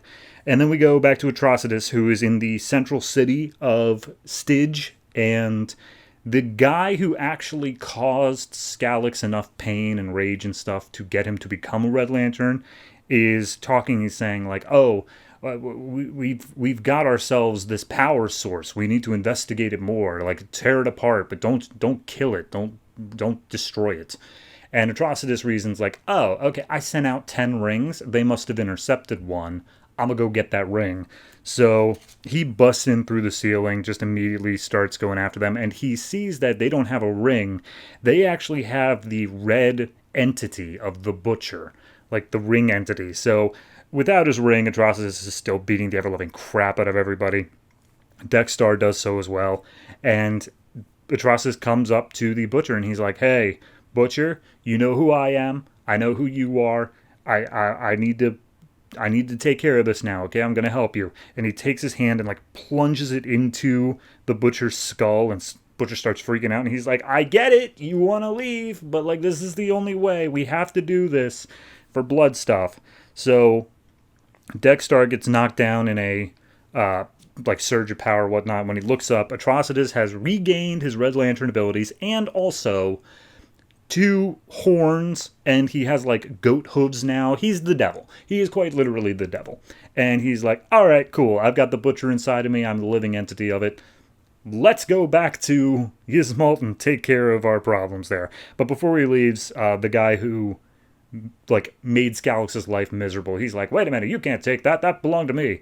And he's like, oh, hey, I know you. You made my Red Lantern's life miserable. And then just destroys the entirety of the building they're in, turning it into a giant just blood puddle. So, yeah, they head off to the Ismalt. And then some time passes. Guy uses the last of his ring energy, calls back up Hal, and he's like, where the hell's my escape route? Where are the Blue Lanterns? And he's like, over in Green Lantern New Guardians, the Blue Lanterns were straight up destroyed last week. They are just gone. It's a thing. It's called Relic. You're going to be tying into it next issue. Just, it's happening. And then the ring goes dead. And Guy's like, son of a bitch, he never was going to take me out of here. He was going to keep me here forever, wasn't he? But we see that standing behind Guy and having seen the whole conversation is Bleeze, who's like, well, what are we going to do about this? So, I like it. I think it's solid. In regards to the Blue Lanterns being knocked out, that was in the last issue of Green Lantern New Guardians, and I really enjoyed that, and I'm glad to see that it has this overarching effect onto the other comics. Like, clearly he needs a Blue Lantern to leave. Blue Lanterns are no more, therefore it impacts him. It gives the sense of, like, there's this universe going on. And obviously these Green Lantern books have always been very tied in closely together, but Red Lanterns has always been the one that's been on the outskirts. Like, it's able to do things that don't really matter to the main books. So I'm glad that we're really getting this tied together now, and we're able to look at this in a sense of, okay, this thing happened in one book, how does it impact the others? So I enjoyed it. I think it was solid. I really like the Atrocitus being the entity's host now. That's great. I think it's a good power-up for him, especially with how handily he was just knocked on his ass by Guy. So, down with that. Overall, I'm going to say this one is it's a 7.5. I enjoy it. I really think that it's a solid issue, and I'm looking forward to seeing what Charles Soule has in store for the rest of his run.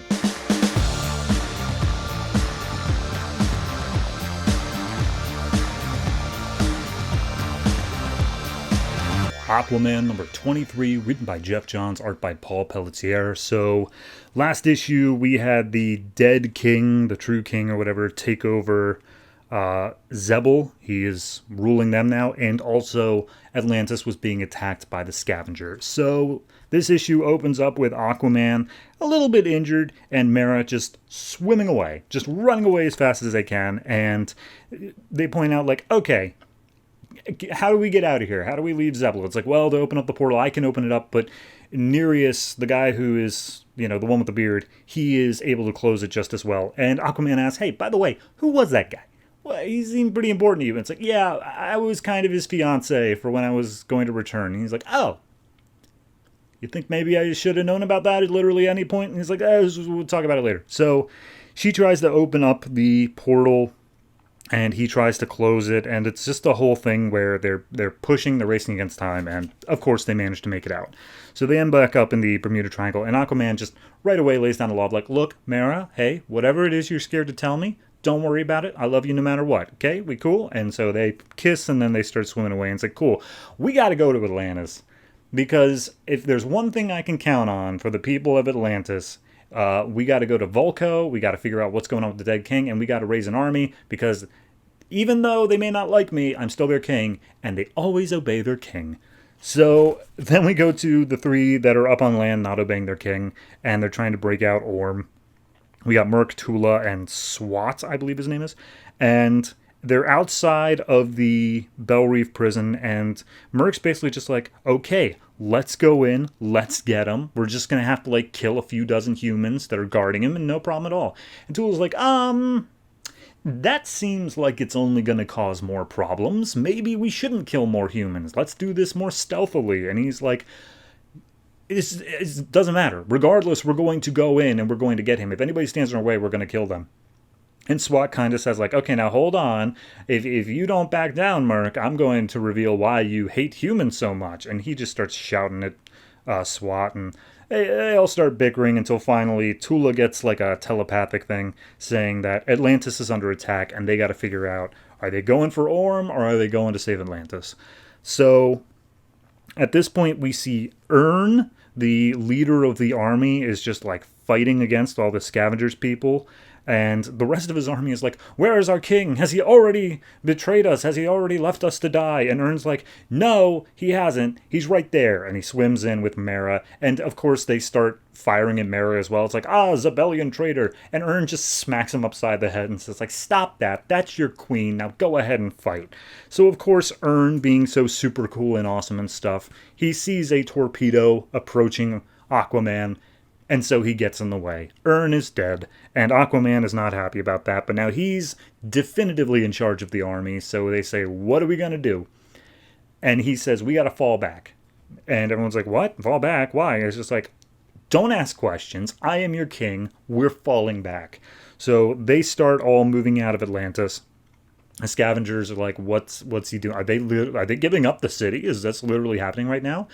But Aquaman stays behind, and he uses his telepathic abilities or whatnot, enough that it's like causing him nosebleeds and stuff, to summon that giant kraken-looking thing named Topo that we saw like 4 issues ago. And Topo comes in, and he just starts grabbing all the subs and starts killing everybody around. He's essentially destroying Atlantis just to take out these guys. And it seems to work. It seems that Scavenger is crushed underneath some rubble, and the other Scavenger people starts scattering. But then, of course, as Atlantis is being destroyed, the dead king shows up with the Zebellians, and he says, at last, the seven seas are mine. And Aquaman, having been put through the ringer too much, has fallen unconscious. So he goes black. All of a sudden, he wakes up. Vulko's standing over him. He's like, hey, it's my king. Yes, you're awake. How's it going? And Aquaman just reaches out, grabs him, just saying, what the hell's going on? Like, where am I? And they're in a tent up on land, and it's revealed that Aquaman has been unconscious for 6 months.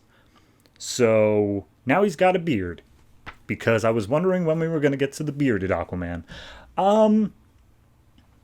I actually really enjoyed this one, because a big problem I've been having with Aquaman is the fact that the plots didn't really feel like they were converging to anything. It felt like they were all completely separate, but now with this issue it becomes more apparent that the idea is to stretch Aquaman too thin. It's to make it so there's just too much going on, he's not able to deal with it all, and he eventually falls because of it. And I think this did a really good job of that, of, he's dealing with the Zebellians, he comes back to Atlantis, it's automatically under attack. He has to pull out all the stops to stop that, and then the Zebellians catch up anyway.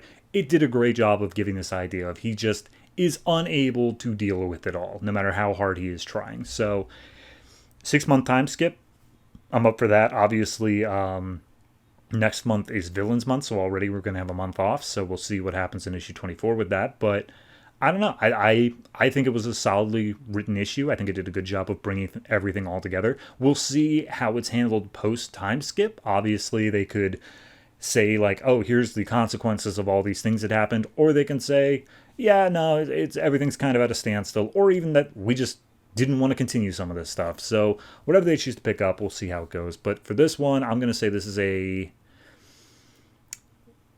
7.5. It's almost an 8. It's very close, but it just didn't have that extra oomph factor that I need to get it into that 8 territory. But I still really enjoyed it, so 7.5.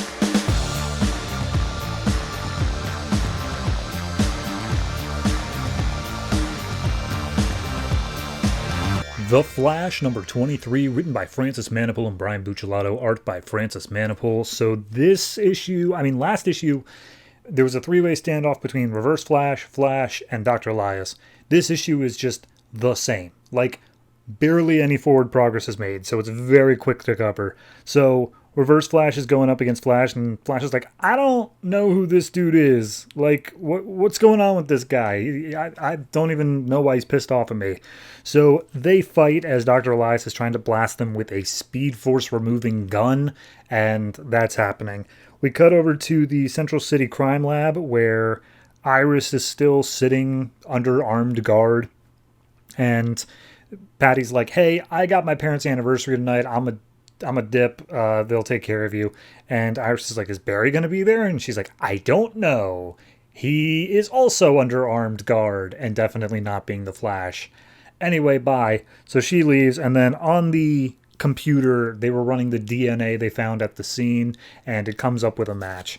So back at the fight, they just keep fighting. Reverse Flash explains that he's doing this because every time someone that's connected to the Speed Force in their way does anything, time moves forward. But Reverse Flash, if he kills all of those people, can then reverse time and undo the mistakes he's made. So that's his plan. He zooms Barry out of the lab they're in and throws him like halfway across town, and the fight continues. We see Patty is at her parents' anniversary. Her dad comes out because she's sitting outside waiting for Barry. And Dad's like, is he not showing up because he doesn't want to meet the parents? And it's like, no. He's going to be here. He's totally going to be here. I'm just waiting for him. He's totally cool. And he's like, all right, well, I'll be inside. Love you, dear. And so he goes inside, but he also takes Patty in with him. So then we see Iris looking at the computer, seeing the DNA results. She says, oh my God, this can't be true. What? Oh, geez. She starts freaking out, and all of a sudden her Speed Force abilities activate. What do they do? I don't know, but she has them. So then back to the fight. We see Flash and Reverse Flash make their way out of Central City to the deserts outside of town. Dr. Elias follows on his motorcycle. And as they fight, Elias arrives and takes out his Speed Force gun, is about to shoot them, but then Reverse Flash comes up, takes it from him, and says, I'll take that. Aims it at Barry, fires, and Iris jumps in the way, screaming, Daniel, no! And so she gets hit by the Speed Force removing gun. Reverse Flash is Daniel West. Nobody is shocked. Barry freaks out. He's like, you monster, you did this to your own sister. What's wrong with you? And he's like, I didn't mean it. I didn't know. Oh, God, this is just one more mistake I need to get rid of. So Barry's getting all pissed off that Iris was hit. And so he starts losing his focus and his control. Daniel takes advantage of that and is like, all right, cool, I got you on the ropes. I'm going to drain your power, and I'm going to do it. And he seemingly drains Barry's powers. He's left all wrinkled and frail looking, and he says, all right, now it's time to change everything. And it looks like we're back at the night where Barry's mom died, because we're at the foot of some stairs, but it might not be Barry's mom. It might be some other event. Regardless, Daniel is here for some reason. It's a fine issue, but like I wouldn't pay full price for this. It's a big issue because it's finally the reveal that Daniel West is Reverse Flash, and so be it. But I feel like this has been pretty clear coming for a while. We spent so long focusing on Daniel, and then, suddenly he disappeared from the book at the exact same time that Reverse Flash started showing up. What a coinkydink. So I don't think this is, and like I said, nothing else happens. It doesn't like further much of anything. Iris manages to figure it out, and maybe she's dead, but of course she's not dead. It's just kind of a, yep, this is the reveal issue, and we don't even get like a reveal of how he got his powers. We don't get a reveal of like why he's actually doing what he's doing. He says to clear up mistakes, but that doesn't answer any questions. It's just kind of a, yep, you've got his name now. And that's it. And we leave on a cliffhanger that's obviously not going to be permanent, but I don't know. We'll see where we go with it. For me, this one is probably like it's like a 6.5. It's not a bad issue, but it just feels so lacking in any meaningful content. You know, it's essentially just filler. But of course, it's necessary filler. It's something that you need to read in order to understand what the hell is happening. So not worth whatever they charged for it, but also not bad. So that's what a 6.5 means.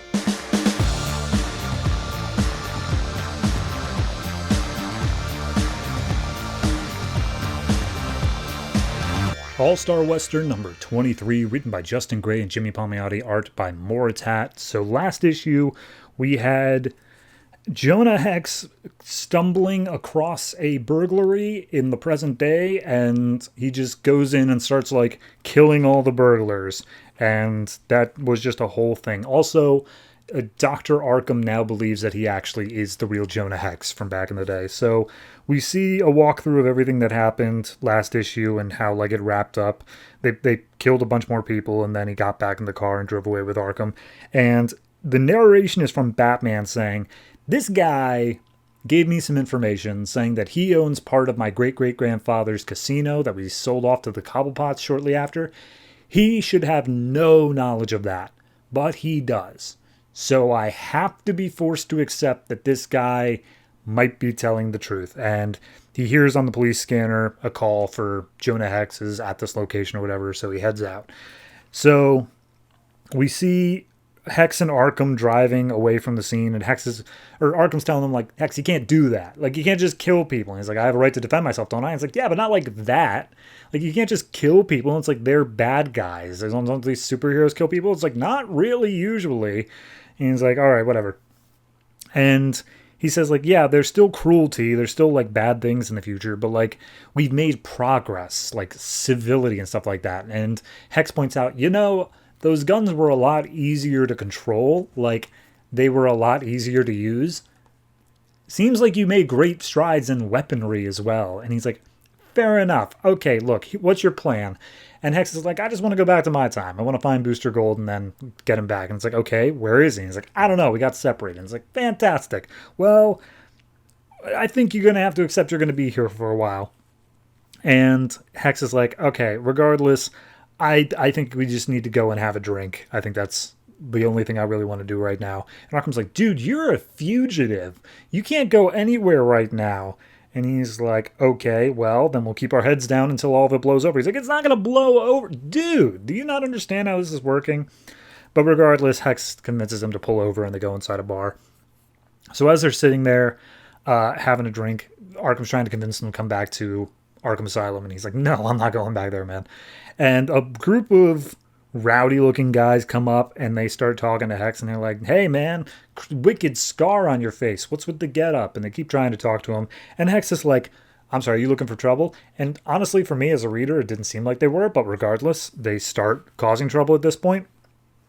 And as they bounce back and forth trying to get a rise out of him, Arkham tries to butt in saying like, hey, don't worry about it. Like, he's harmless. And they start insinuating that these two are a gay couple. And Hex is not a fan of that. So the bartender, this young woman, says like, hey, leave him alone, you guys. They're fine. They're paying customers. But Hex is immediately just up and starts throwing punches like crazy. Apparently the bartender woman is impressed by this, immediately invites Jonah Hex home, and just, they do what you think they do. And sitting out in the front room is Jeremiah Arkham, who is on the couch with this girl's roommate. And the roommate is also, like, super into this. He's like, oh, yeah, I love fugitives. I really like a bad boy, Are you a bad boy, too? He's like, well, I did aid and abet, so, I mean, a little bit. And so she's basically straight up says, like, so you want to make out? And he's just like, oh, God, it's finally happening.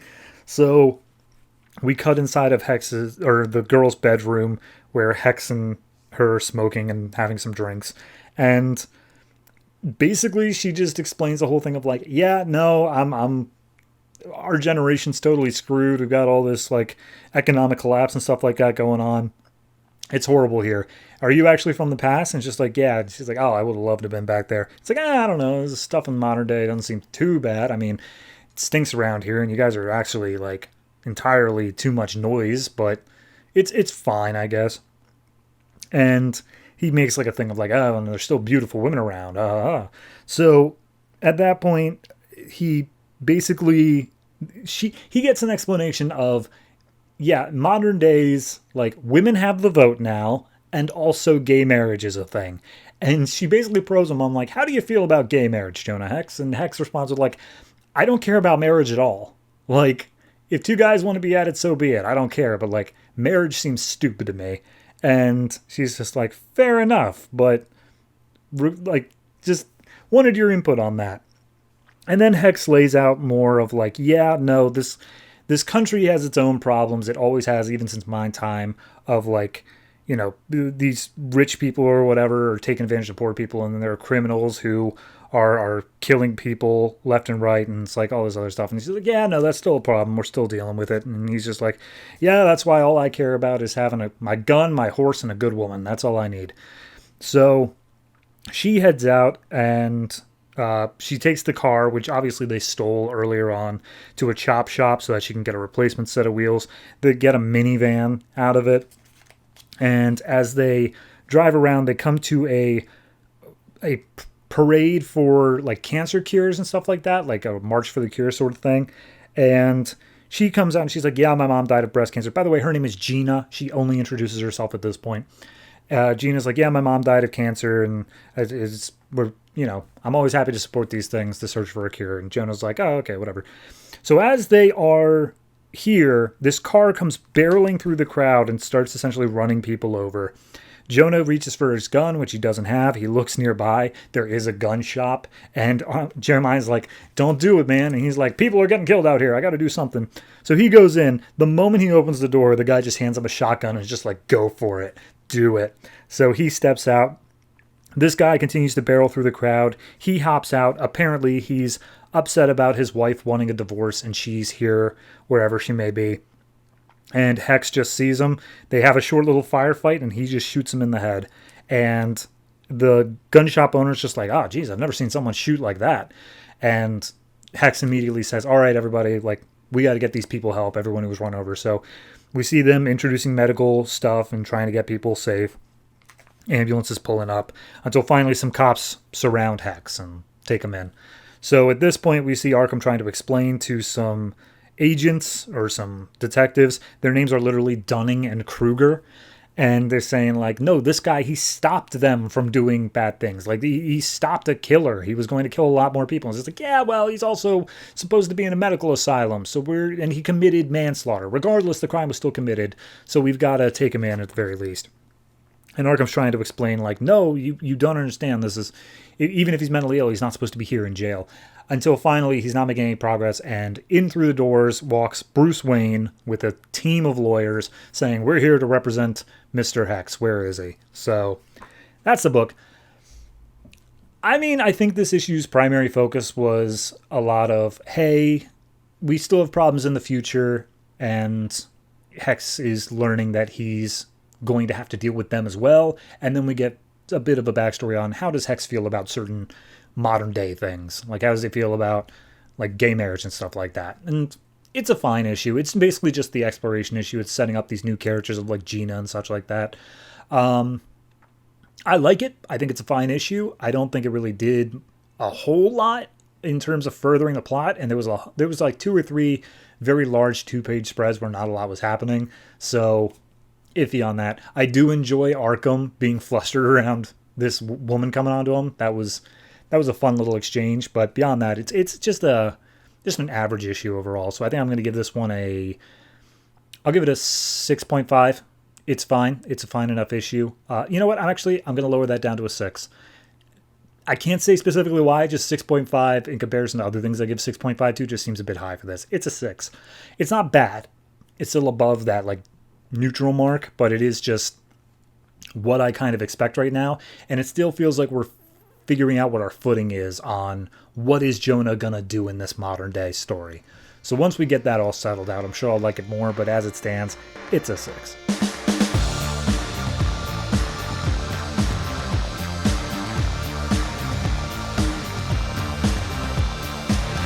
The Green Team number 4, written by Art Baltazar and Franco, art by Iguara, Robson Roca, and Travis Moore. So last issue, Deathstroke helped the Green Team narrow down where the primary version of Riot is, and this issue picks up exactly there, where apparently he is inside of a casino, and in order to evacuate the place, because the Commodore is unable to buy it, he just puts $1 million out into the nearby sea and says, first one to go get it gets it. So everyone runs out of the building, and JP is telling him, like, dude, they're going to kill each other to go get that stuff. And he's like, nah, people are usually pretty good about money, right? Anyway, yeah, let's go inside.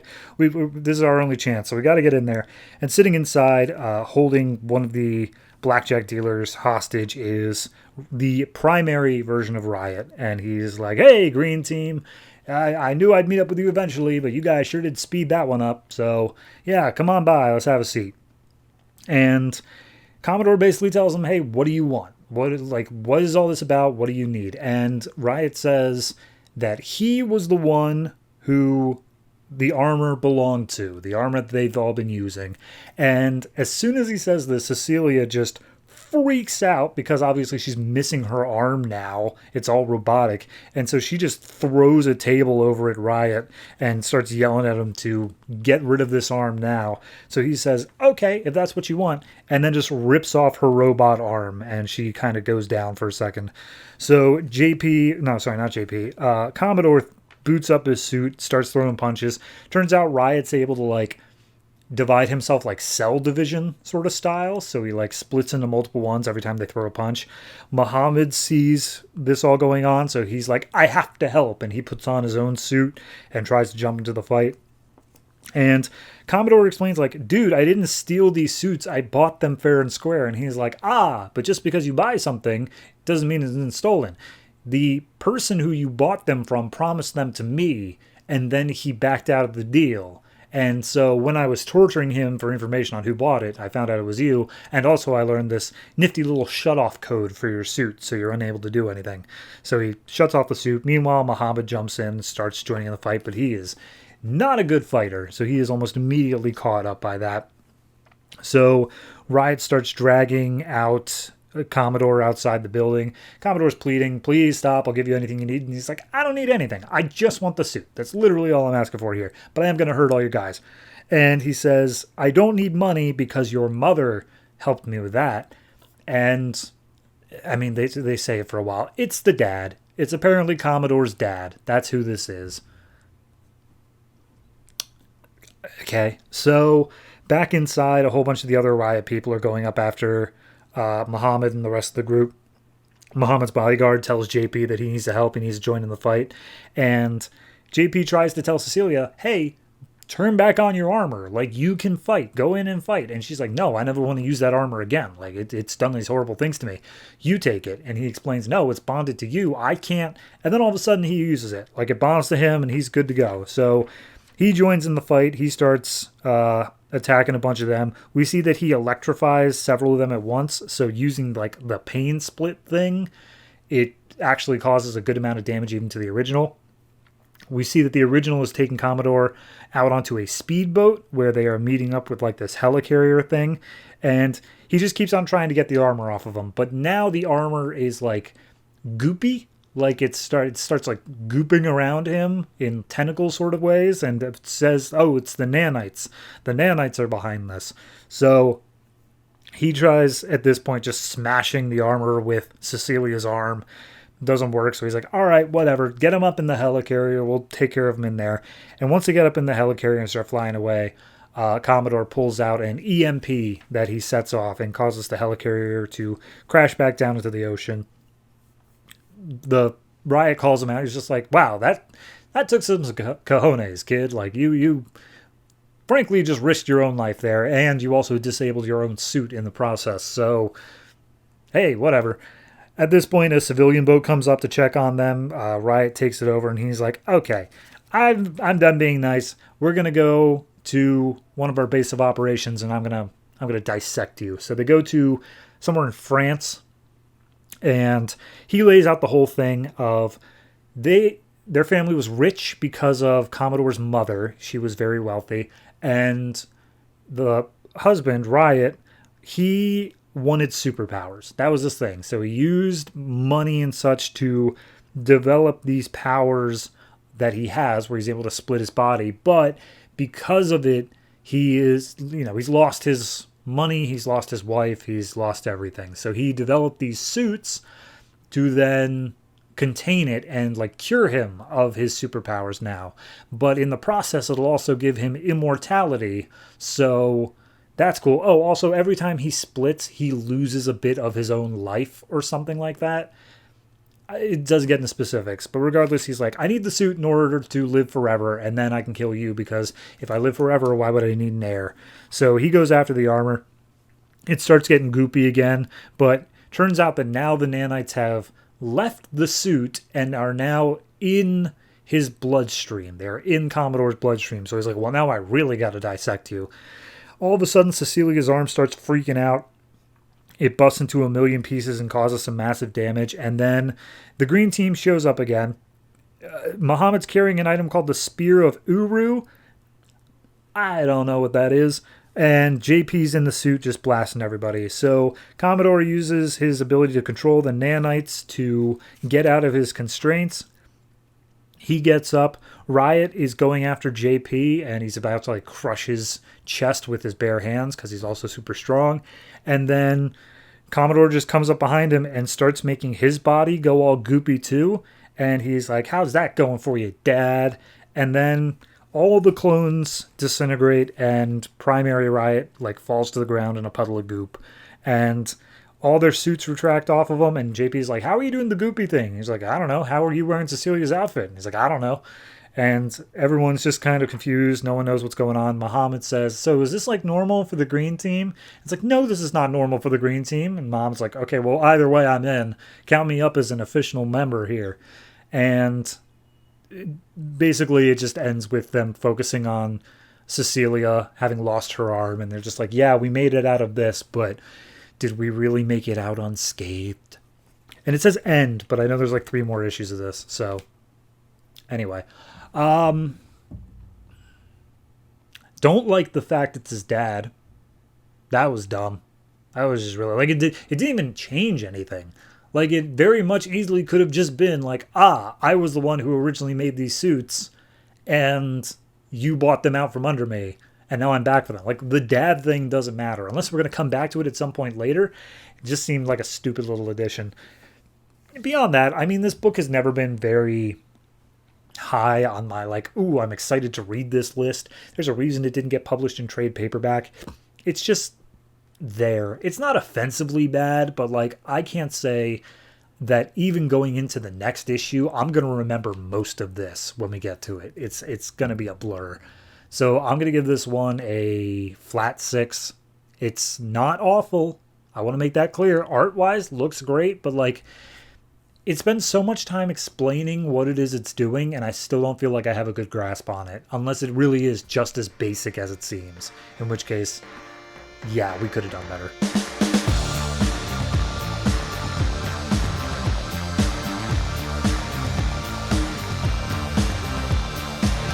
Teen Titans number 23, written by Scott Lobdell, art by Robson Roca.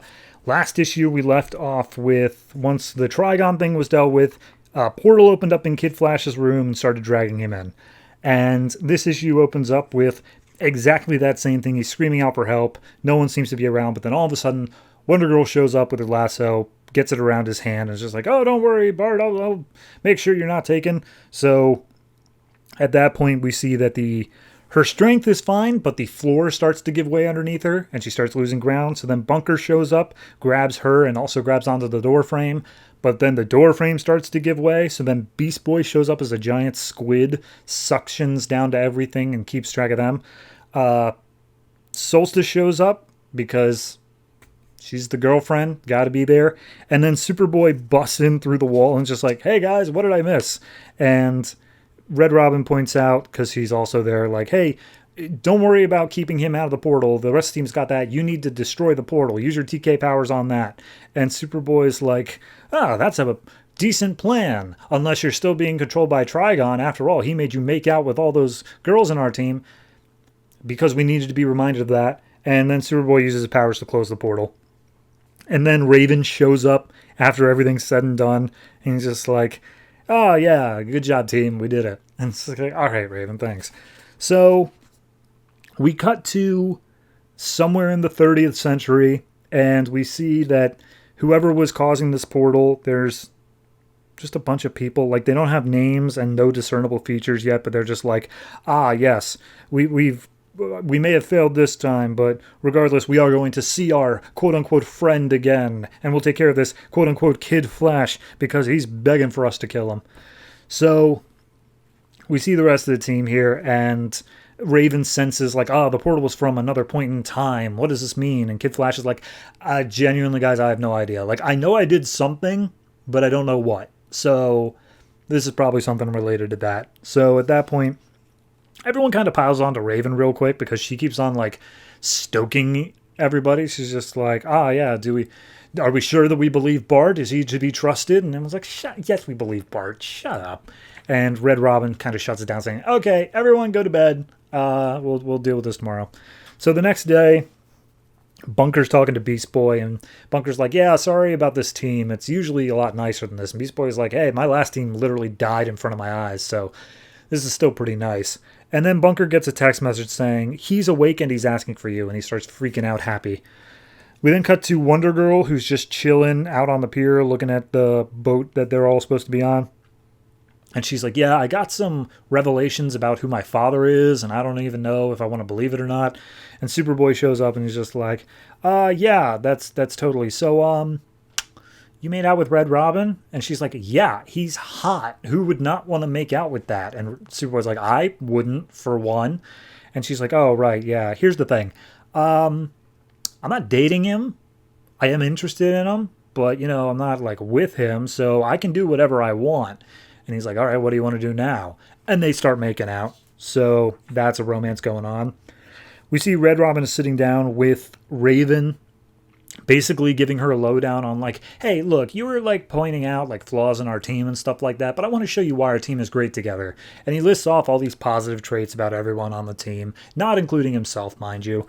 And he's like, yeah, no, they're all great, and they're all really doing something that makes us greater than the sum of our parts. And Raven's like, okay. Why are you telling me all this? And he's like, well, just in case one day I'm not around, which, yeah, I might not be around, you're going to lead the team. And Raven's like, what? I just signed up. What do you mean I'm going to lead the team? And it's like, well, I saw how you stood up to your dad, and if you're able to stand up to our literal stand-in for Satan like that, I feel pretty good about you leading the team. So, yeah, we're gonna groom you to do that. And she's like, oh, okay. And then we see her shadow on the wall is that of Trigon, and she's like, oh, geez, okay. I just love this one line at the very end here. Red Robin's like, all right, back to work. First up is nowhere. And he's like, oh, what does that acronym stand for? And he's like, genuinely, I hate that question. It's an awful question. So then we see Kid Flash is running on some water. Solstice is giving chase. I don't know how the hell she's keeping up, but she is. And Kid Flash is like, man, I just feel like I've got an uncomfortable feeling that if I ever stop running, I'm going to end up dead. And so Solstice stops him from running, grabs hold of him before he falls in the water, and it's like, hey, you and me, we're going to get through this together, and don't believe any of them. You are a good person at heart. And so they kiss. And then Bunker calls him up on board and just tells everybody, hey, I have a boyfriend. His name is Gabriel. He's been in a coma for a while, but he just woke up. I'm going to go see him, and I'm leaving the team. At least for now. I'm out. And everyone's like, oh, it feels so good for you, Miguel. Congratulations. We hope to see you again one day, but, spend time with your boyfriend. And he walks off as we see the rest of the team, notably without Beast Boy there for some reason, are all seeing him off and all smiling as he leaves. So Miguel's off the team. Okay. This kind of just feels like a rearranging the pieces. Last issue, we dealt with all the Trigon stuff, and obviously we teased this thing of, oh, someone's after Kid Flash. And I thought we were just going to go right into it, but turns out no, we're going to wait a little bit. But we're setting up the pieces of, okay, what are Beast Boy's feelings of him being on the team? He's cool with it. Miguel is now off the team. Raven's being groomed for leader. There's a relationship between Superboy and Wonder Girl. Just moving the pieces around, getting this all locked away so that when we come to the next arc, we don't have to waste time with it. We will still waste time with it because I know how Scott Lobdell writes, but we don't have to waste time with it. So it's okay. It's not a great issue. It doesn't really do much of anything to further any specific plot. The only major thing is, of course, Miguel's leaving the team, which is notable, but I can't say that, Bunker was really the glue holding all of this together. He was just kind of around, the same as any other character in this book. So I'm going to give this one I'll give it a 6. It feels like it should be lower, but I can't justify it without just being mean. So I'm going to give it a 6. I'm not excited for what comes next because, frankly, it's done nothing to excite me, but at least we have the pieces in place to get there.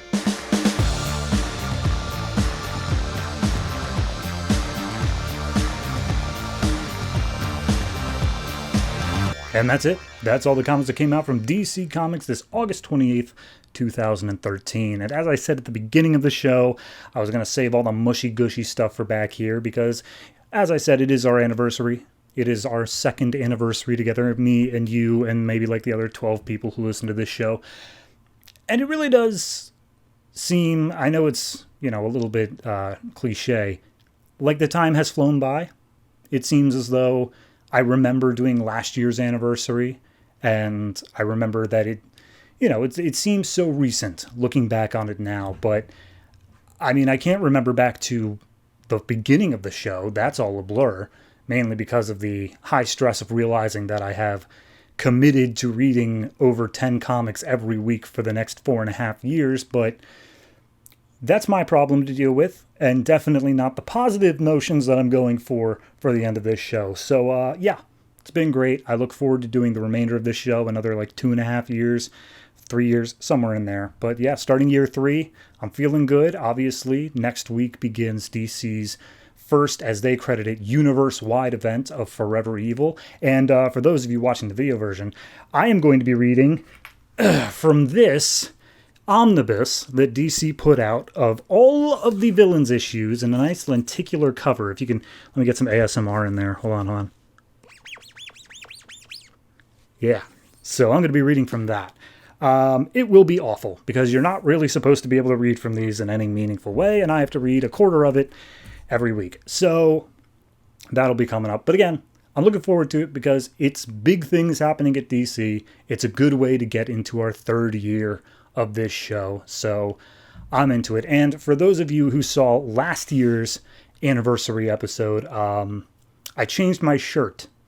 I had a Batman shirt for the first year, and now I'm wearing a Green Lantern one.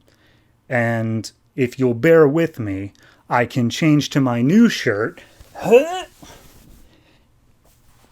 It's blocked by the mic. Hold on. In a flash. Haha. See what I did there? For the audio people, I did not flash the audience. I did not flash the video people. It is a flash t-shirt. That should have been obvious by context clues. But regardless, this will be the new shirt for the new year. And yeah, not as mushy-gushy as I really thought. I could try to crack a tear. Hold on, let me... Nope, not happening. Oh well. Just know I really do care. It means a lot to me that you're here. So anyway, next week, what are we looking at? Well, I have no goddamn idea how I'm supposed to tell you the villains that are coming up because I don't have that noted down, but I can tell you that we have issues 23.1 of Batman, Batman and Robin, Batman the Dark Knight, Detective Comics, Action Comics, Superman, Green Lantern, Flash, Green Arrow, Justice League, and Justice League Dark. We have issue 15.1 of Earth 2, and we have Justice League of America 7.1, as well as the first issue of Forever Evil, which is the event book itself. So, yeah, a lot going on there. We will jump into all of it as of next week, but that's basically going to do it for the anniversary episode. Turns out, yeah, nothing special. I mean, I didn't do anything special. I changed my shirt. Give me applause for that. I deserve an award for changing my shirt. Anyway, I am very much out of it. It is very late on the night before this needs to go up, so I'm just going to say thank you once again. If you have any comments on any of the comics I reviewed this week, last week, any week at all, go ahead and hit me up on Discord or Patreon or Reddit. There's a bunch of links down in the description. Go ahead and check all those out. Patreon is, of course, only for the cool kids. Do not even bother knocking if you're not cool. But that's going to do it for me. Thank you very much for watching, listening, consuming this podcast, however you choose to, for 2 whole years, or whatever time period you've been around for. I hope to see you here next week. And as always, if it ain't broke, don't fix it.